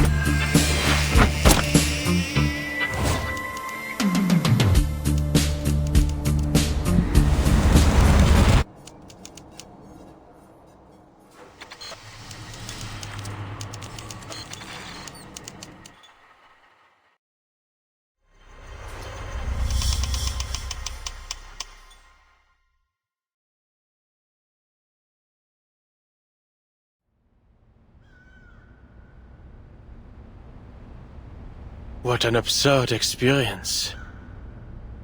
Using my eyes to gauge the distance, what I saw was a far-off tower and the many difficulties to reach it. That, I realize now, was another result of my observation. Yet the moment I stopped trying to logically deduce its location, lo and behold, here it is.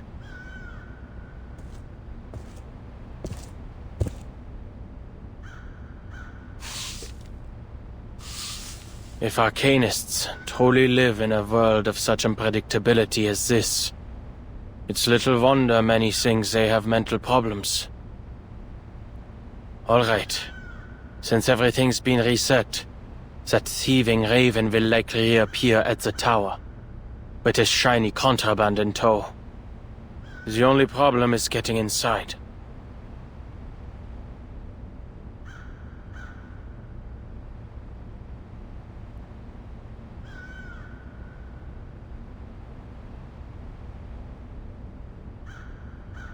There aren't enough footholds, and I'm not certain whether that structure up there is in fact a window.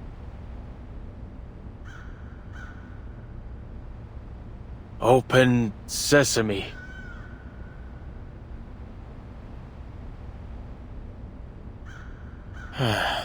Arcanists can't just make up incantations, it seems. I thought as much. Surely, I don't have to delve into my imagination.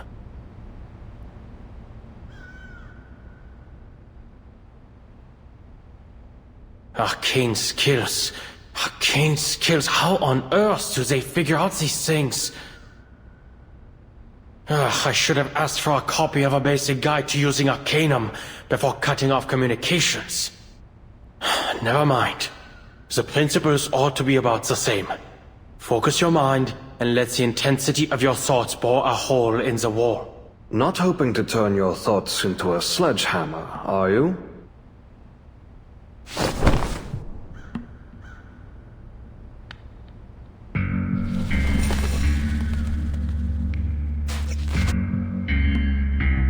I never expected the ever-logical Adler would have such a wild imagination.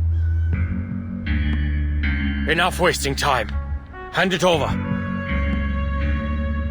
You didn't make all that effort making your way here simply to rob me, did you? Seems Laplace hasn't been so busy these days. As you can see, your instincts have interfered with our work. If you enjoy collecting shiny things so much, I'll give you this communicator.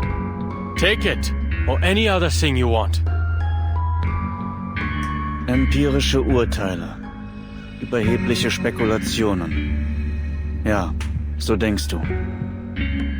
Und genau deshalb wirst du den Nutzern arkaner Fähigkeiten niemals begreifen. That's irrelevant. Has the simulation been upgraded? Or are you being affected by corrupted data? The others haven't shared much personal information on Ludwig. Are you German?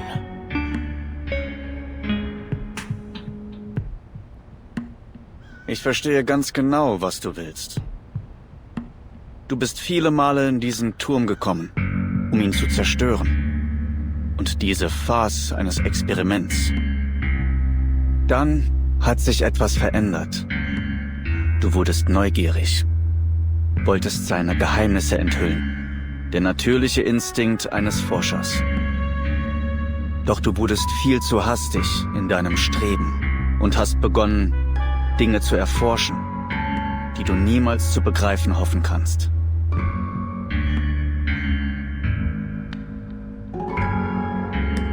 Enough chit-chat. Du kannst das Arkanum nicht begreifen.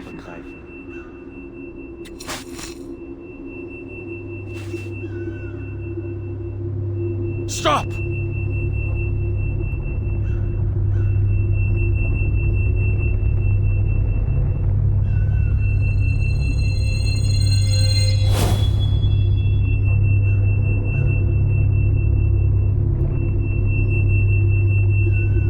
Darum kannst du diese Tür nicht öffnen.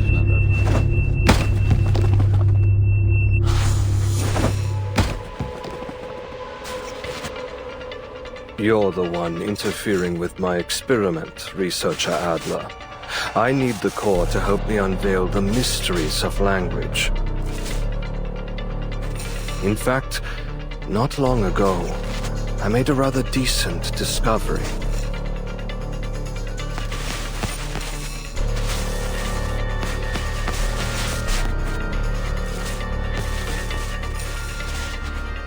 Was that hypnosis? A curse? Or a prophecy? All that nonsense, and yet nothing has come of it. Most likely needs time to activate.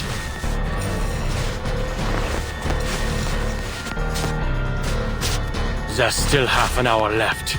Enough time to get you out of my way. I need the core.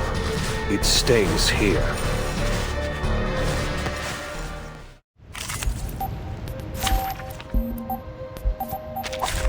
Practice validates theory. Deine Einmischung ist der eigentliche Beweis dafür, dass die Erschaffung einer perfekten Sprache notwendig ist. Dieser Kern wird es mir ermöglichen, die schmutzigen Fehler der Sprache zu eliminieren und die Shannon-Entropie in ein vollkommenes Gleichgewicht zu bringen. Keine Abhängigkeit mehr von Kontext oder Erfahrung. Keine Mehrdeutigkeiten oder Missverständnisse mehr. Wenn die Entropie ihr Minimum erreicht, kann durch Sprache eine wahrhaft präzise und tiefgreifende Form der Selbstexpression erreicht werden. Und so wirst du schließlich vollständig begreifen, was ich beschrieben habe. If you just surrender the core, there would be no reason to fight. Ich werde mir dein weiteres Geschwätz nicht mehr anhören. Exhausting the possibilities. This one's hard to miss. Damn it! The data is destabilizing. The disorder is spreading. You're attempting to grasp something you cannot comprehend through the constrained lens of decryption. It's nothing but a futile attempt to increase entropy. Alles, was du tust, ist die Realität immer weiter von dem zu entfernen, was du dir vorstellst.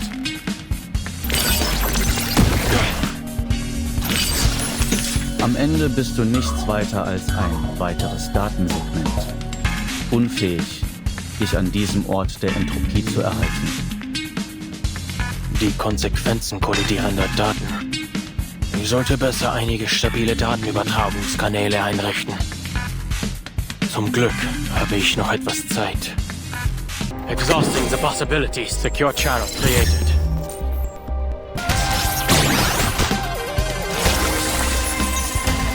Just a crossword to solve. Befreie dich von den Grenzen des Geistes.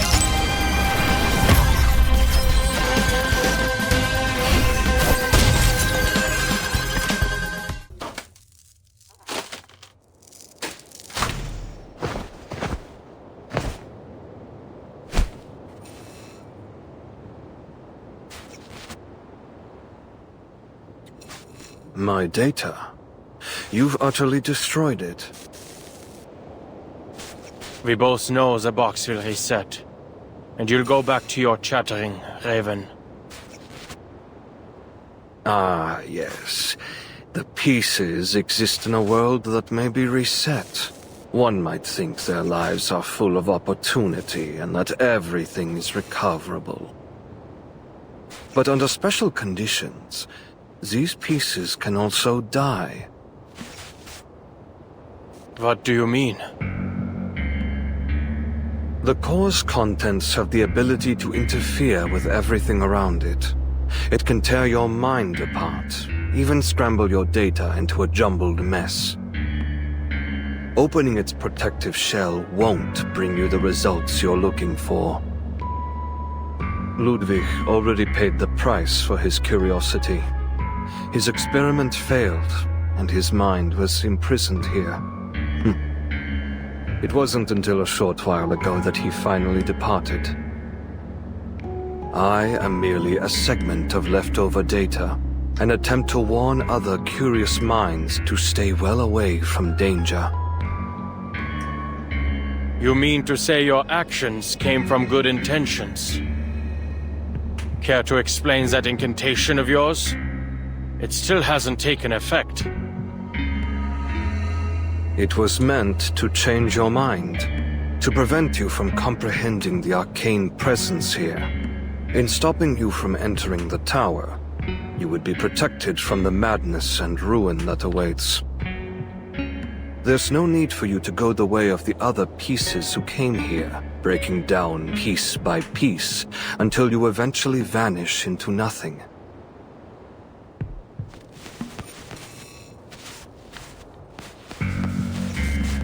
But you needn't worry.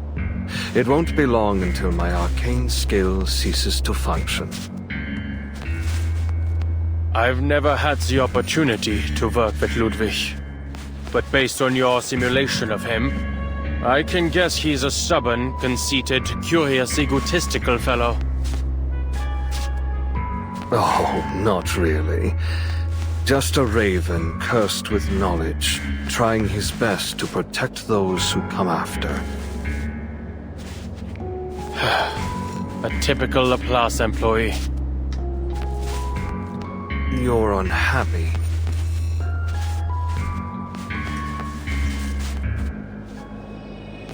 No. I was only thinking that perhaps there should be someone who helps bear the risks and makes decisions on behalf of these geniuses.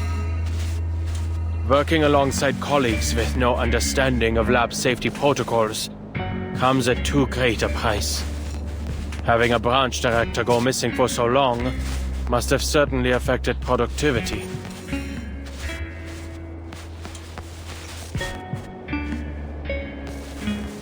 But you and I have never worked together.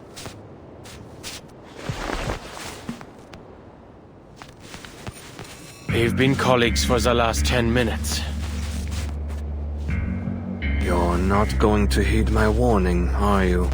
You're still going to remove the core, to satisfy your curiosity. I am going to take it. Because I want Laplace to remain a place for people like you. Someone has to do something.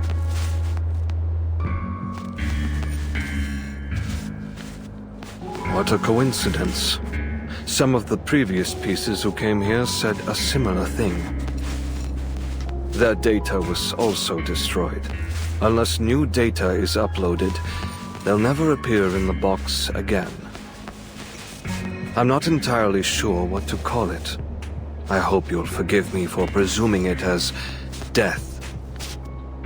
Which, I believe, is precisely what I'm experiencing now. Farewell, my colleague. I wish you all the best.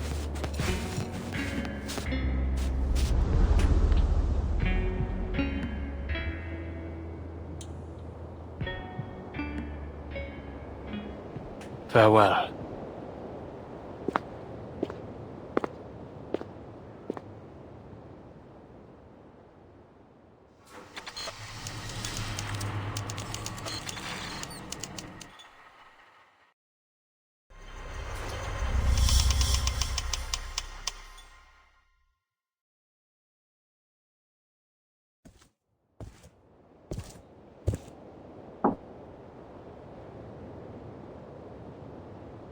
Next time a colleague disappears without a trace, they'd better leave behind more clues first. Not even a crack. This isn't drawn on, is it?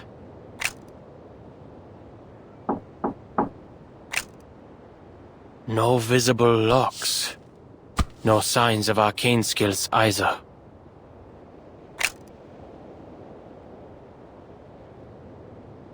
Greta's been here. She found a way through. There must be a way.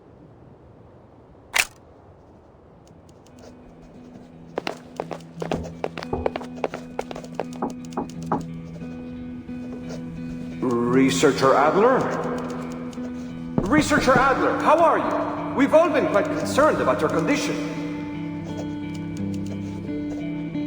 The results of our investigation into the storm have arrived, and everyone's fighting to form research teams. This might be a bit presumptuous, but we'd like to invite you to join us.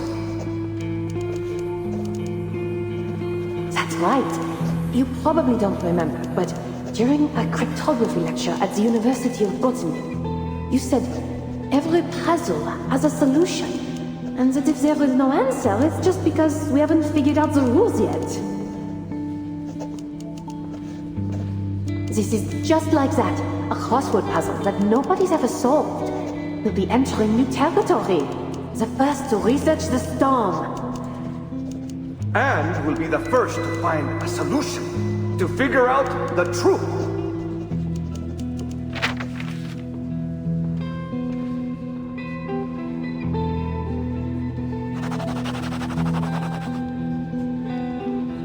A solution? A solution that can be overturned at any time by the appearance of an inexplicable presence? Only a fanatic would find joy in all of this. At least they finally have some evidence that gods are here.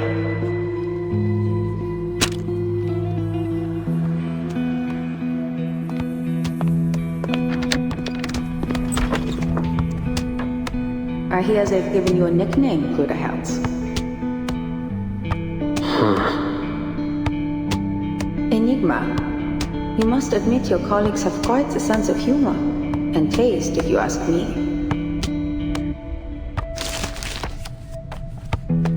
You may be helping with some decoding work in here, and somehow turned me into your personal news and paper delivery girl. But this house isn't a laboratory, nor your dorm, and it's certainly not an emergency shelter. There is no harm in returning to a normal life. I'm listening. No, you aren't.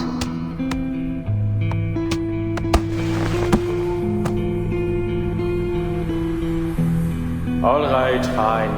I'll say what you want me to say. How's the situation outside, Kreta? Everyone must be very busy. They've given up on sending smart robots to my door, and they haven't asked me to join their various research teams for quite some time. Has the storm research had any new breakthroughs? Is everyone in high spirits? Busy coming up with great ideas?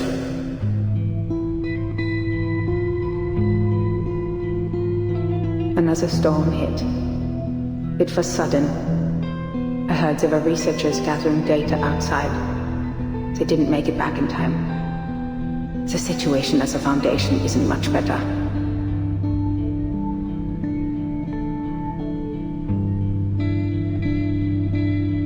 Is that so? I see.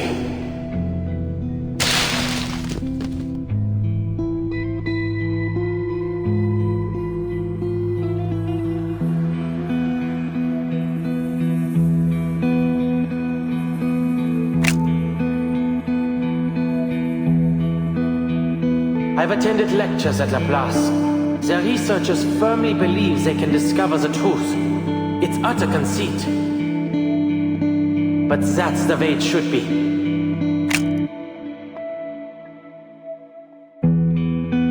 I'll take up that role and do what you've been nagging me to do. I'll take care of those pesky committees. But just so you know, I'm not doing this for the higher-ups who look down on us, but for the people who look up to us from below.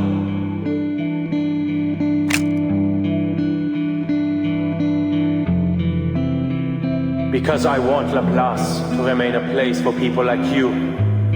Someone has to do something.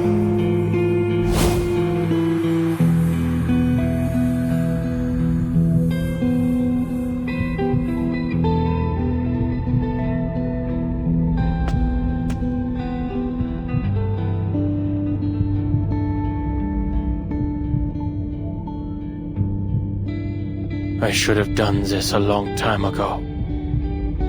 No. No need to speculate on how the past could have gone. There's an excellent opportunity. Right here and now.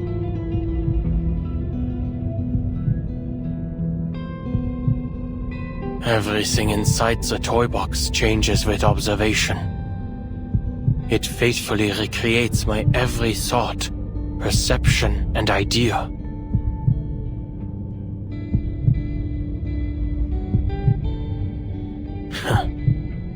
Turns out, there was no wall around the door after all.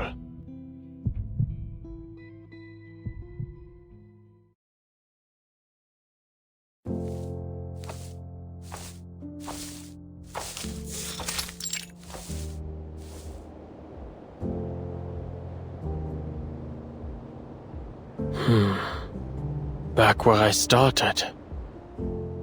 Not bad.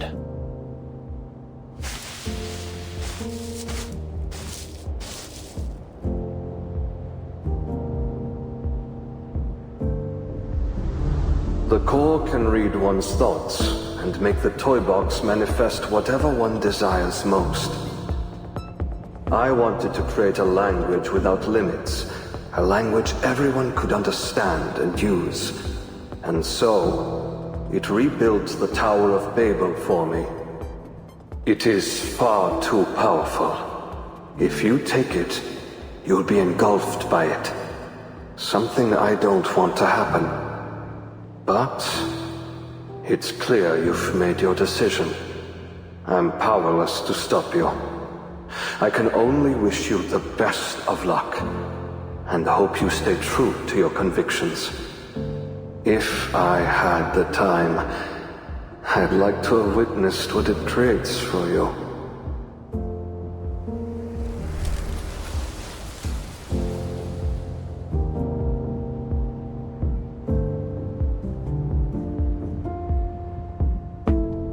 All right.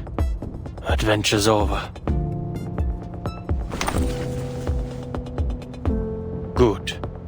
It's created a new code under my observation. A familiar, basic code. And a hint. Das Zeitalter der Menschen ist zu Ende.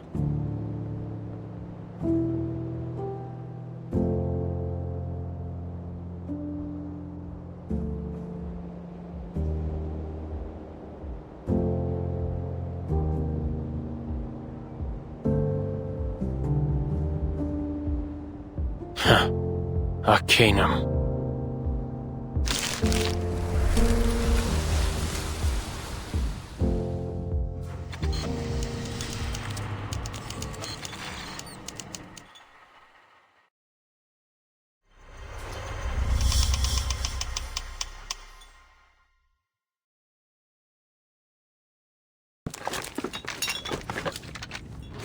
The Visionaire cipher. A multi-layered application of the Caesar cipher. In this scenario, using Kazeski's test to reverse engineer the key from known ciphertext is the most suitable approach. Usually, the key isn't particularly long. It was most likely repeated to generate this ciphertext. Simply find the repeating character sequences and use the distance between them to infer the key's length. It must be a multiple.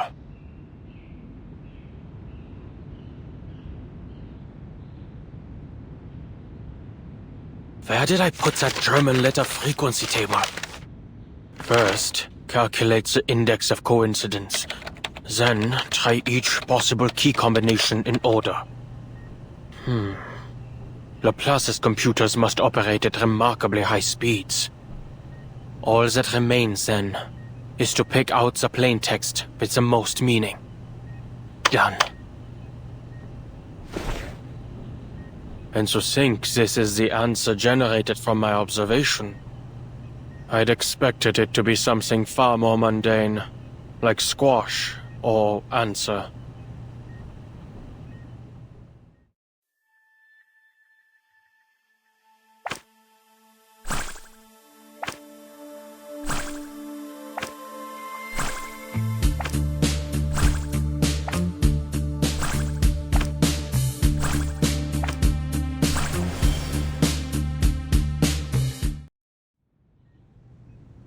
Zukunft.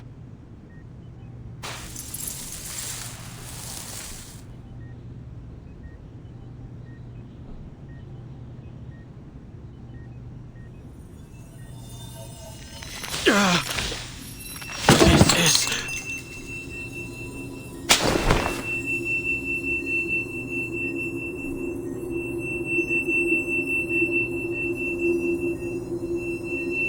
These intense arcane fluctuations.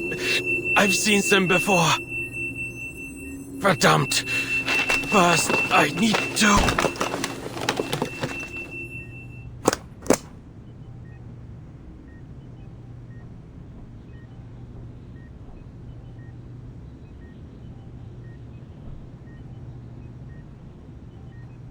I must have seen something like this before. Yes. It was when they tried to read that incantation aloud.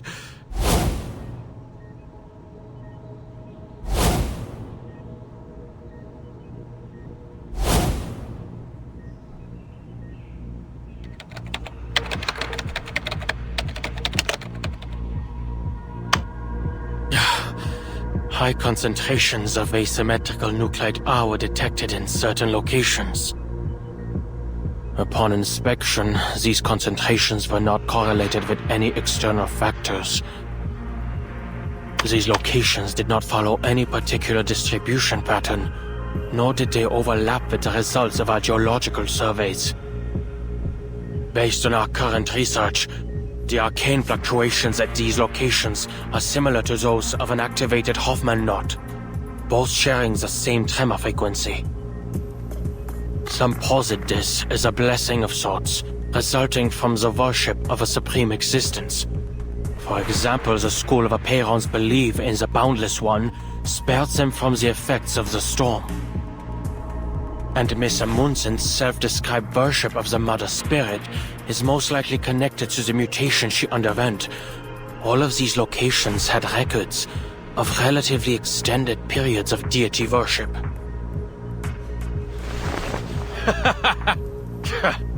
Supreme existence? Deity? If there were a unifying theory to describe the entire universe, even these so-called gods would be scientifically explained.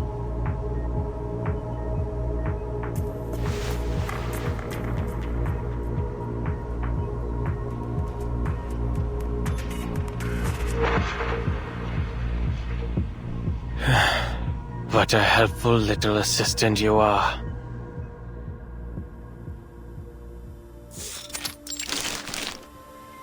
The news you brought back was very interesting, Simone. Madame Z has always maintained a cooperative attitude toward Laplace. It should have come as no surprise to you.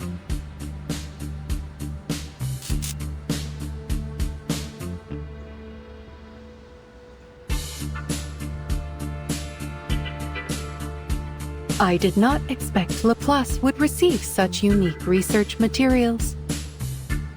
The details contained in the core of that toy box have created a new basis for greater exploration and research into the storm. Perfecting the immunity ritual has become a more likely possibility.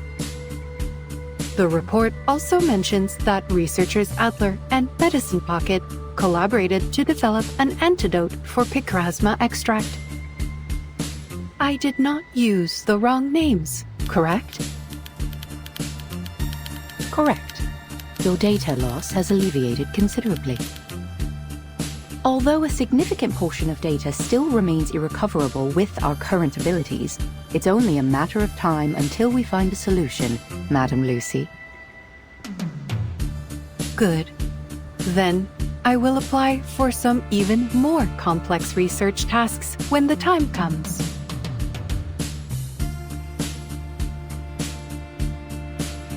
I have finished composing a response to researcher Adler's letter. First, the antidote is undoubtedly an invention with immense practical value, allowing picrasma extract to be used to greater effect. However, their testing methods went against regulations. They have violated Articles 51 and 106 of the Laplace Laboratory Code of Conduct. While I congratulate researcher Adler on his official appointment as director, I must also warn him that he will appear on this month's public notice board for these violations. In other words, everyone will see his appointment and his breach of regulations announced side by side. Based on my estimates, this has a 92% chance of occurring, approaching certainty.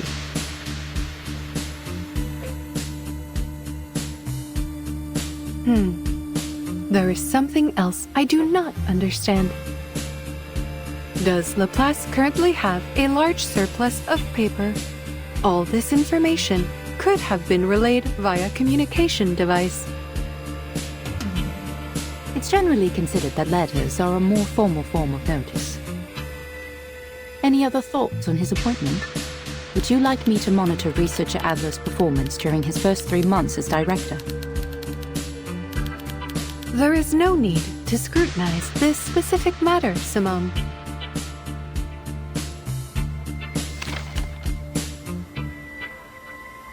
I am still functioning.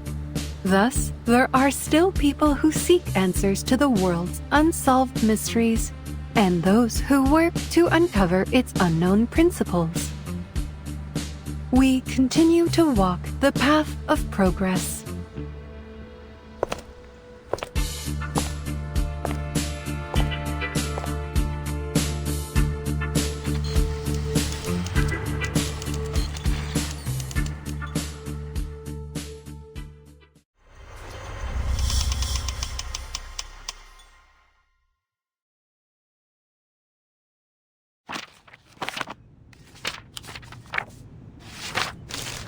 This is a very thorough report. And knowing where you stand, it's safe to say Laplace won't be facing many more problems for the time being.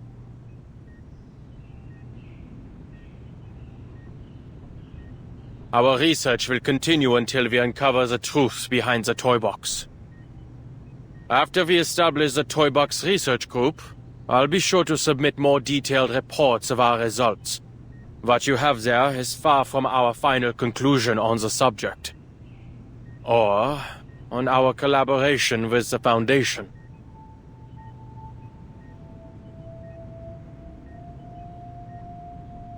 Anyone who gives the final answer without careful consideration is either a gambler or a cheat. I'm glad to see your prudence and rationality as a researcher remain as dependable as ever. Of course, I'm even happier you finally decided to be more than just a researcher. I'm sorry, but even now I still don't fully understand your decision. I also have one more condition. Go ahead. Before my appointment is officially announced, I want to meet with the Timekeeper. The Foundation's stance is not fully representative of the Timekeepers, is it?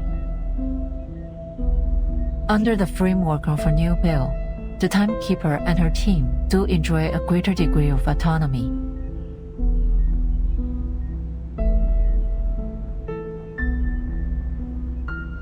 Regardless, this isn't a difficult request to fulfill. Laplace's research findings have made many major contributions to the Timekeeper's operations. Rebuilding trust during this period of turmoil is essential. You've become quite proficient at all this.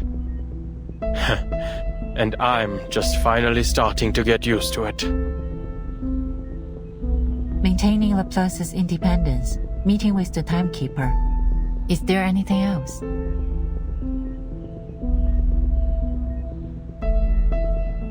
Before the Foundation requests the details of any of Laplace's research, they must inform me what it will be used for. Can you accept this? The Foundation has never deliberately concealed anything from Laplace. We've always guaranteed your right to know. Yes, but the reasons they provide could easily be half-truths, or arrive late. I don't mean to make your life difficult, but you know better than I the reality of how the Foundation operates. Judging by your reaction, you can't make that promise. I expected as much.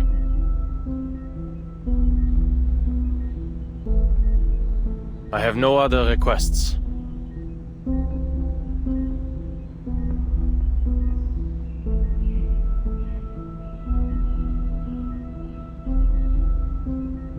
Very good.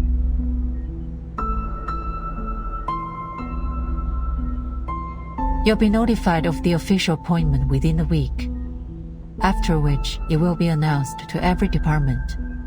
Hopefully, we won't run into any trouble.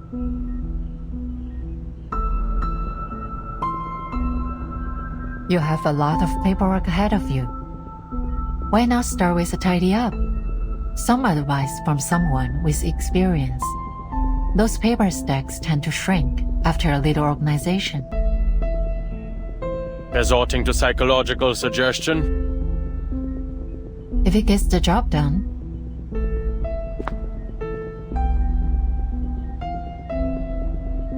All in all, congratulations to you, Adler, and to Laplace.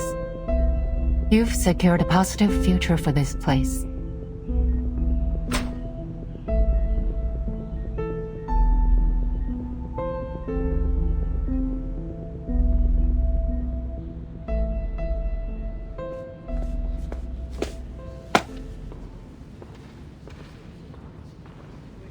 Marguerite.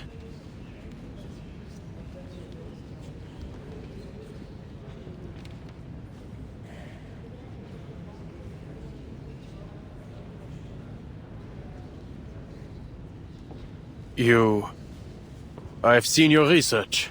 Not half bad.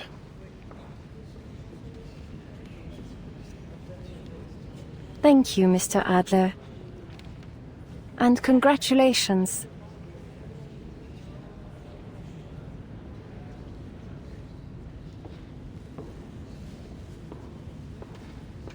Go on in, Mr. Adler. Everyone's waiting.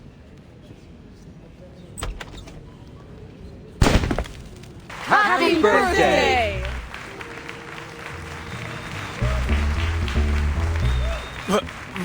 What the hell are you all doing?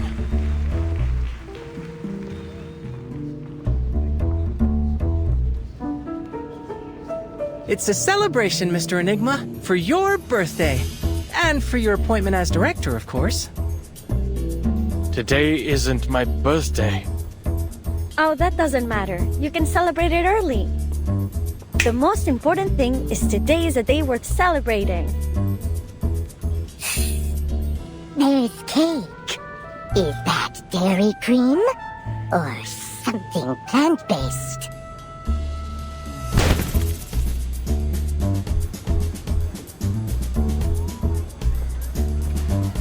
Wait. Our readings have shown higher concentrations of cortisol and adrenaline in the air. We've all been under pressure lately, you most of all, Adler. Your index is higher than anyone else's. A celebration like this gives everyone a chance to relax, which in turn will make them all the more productive with the upcoming workload.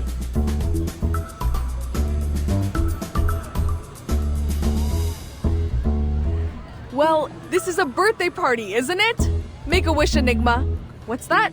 You want me to make one on your behalf? Well, if you say so. I wish, more than anything in the world, for my approval form to pass today. I need to sample the outer material of the toy box. Denied.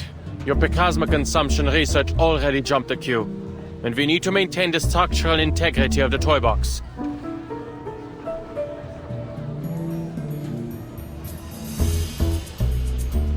Hey, step away from the box. No.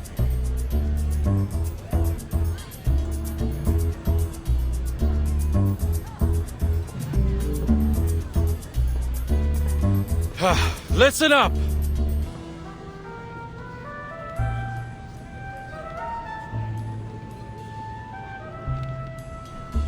As you all know, I will be serving as Laplace's director.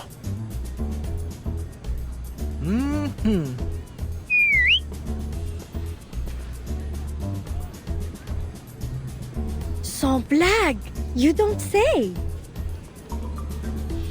We were hardly surprised by the decision. You'd already been doing the work for quite some time.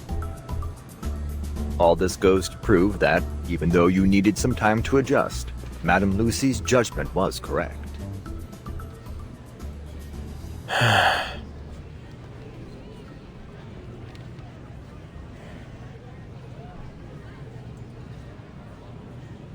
I suppose I've well and truly picked up some useless habits. And? Anything else you want to say, Director?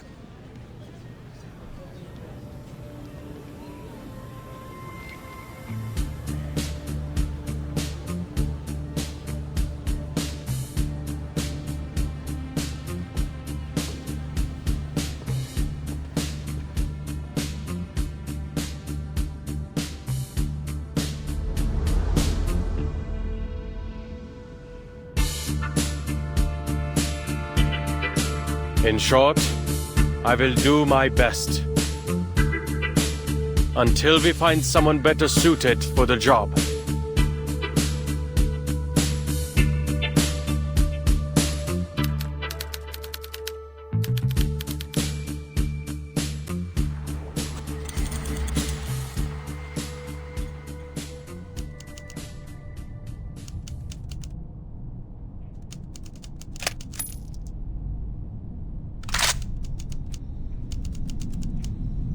Diejenigen, die nicht vom Sturm geholt werden. Wohin gehen sie, wenn sie sterben? Eine Frage, die noch immer unbeantwortet bleibt. Ich glaube nicht an die Existenz von Göttern, noch an irgendeinen Himmel oder eine Hölle. Ich wünschte, du könntest mir deine Antwort geben, Rita.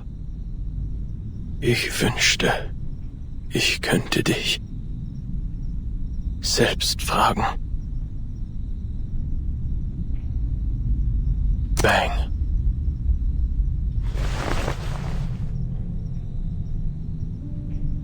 The age of humans has come to an end. But you can continue living.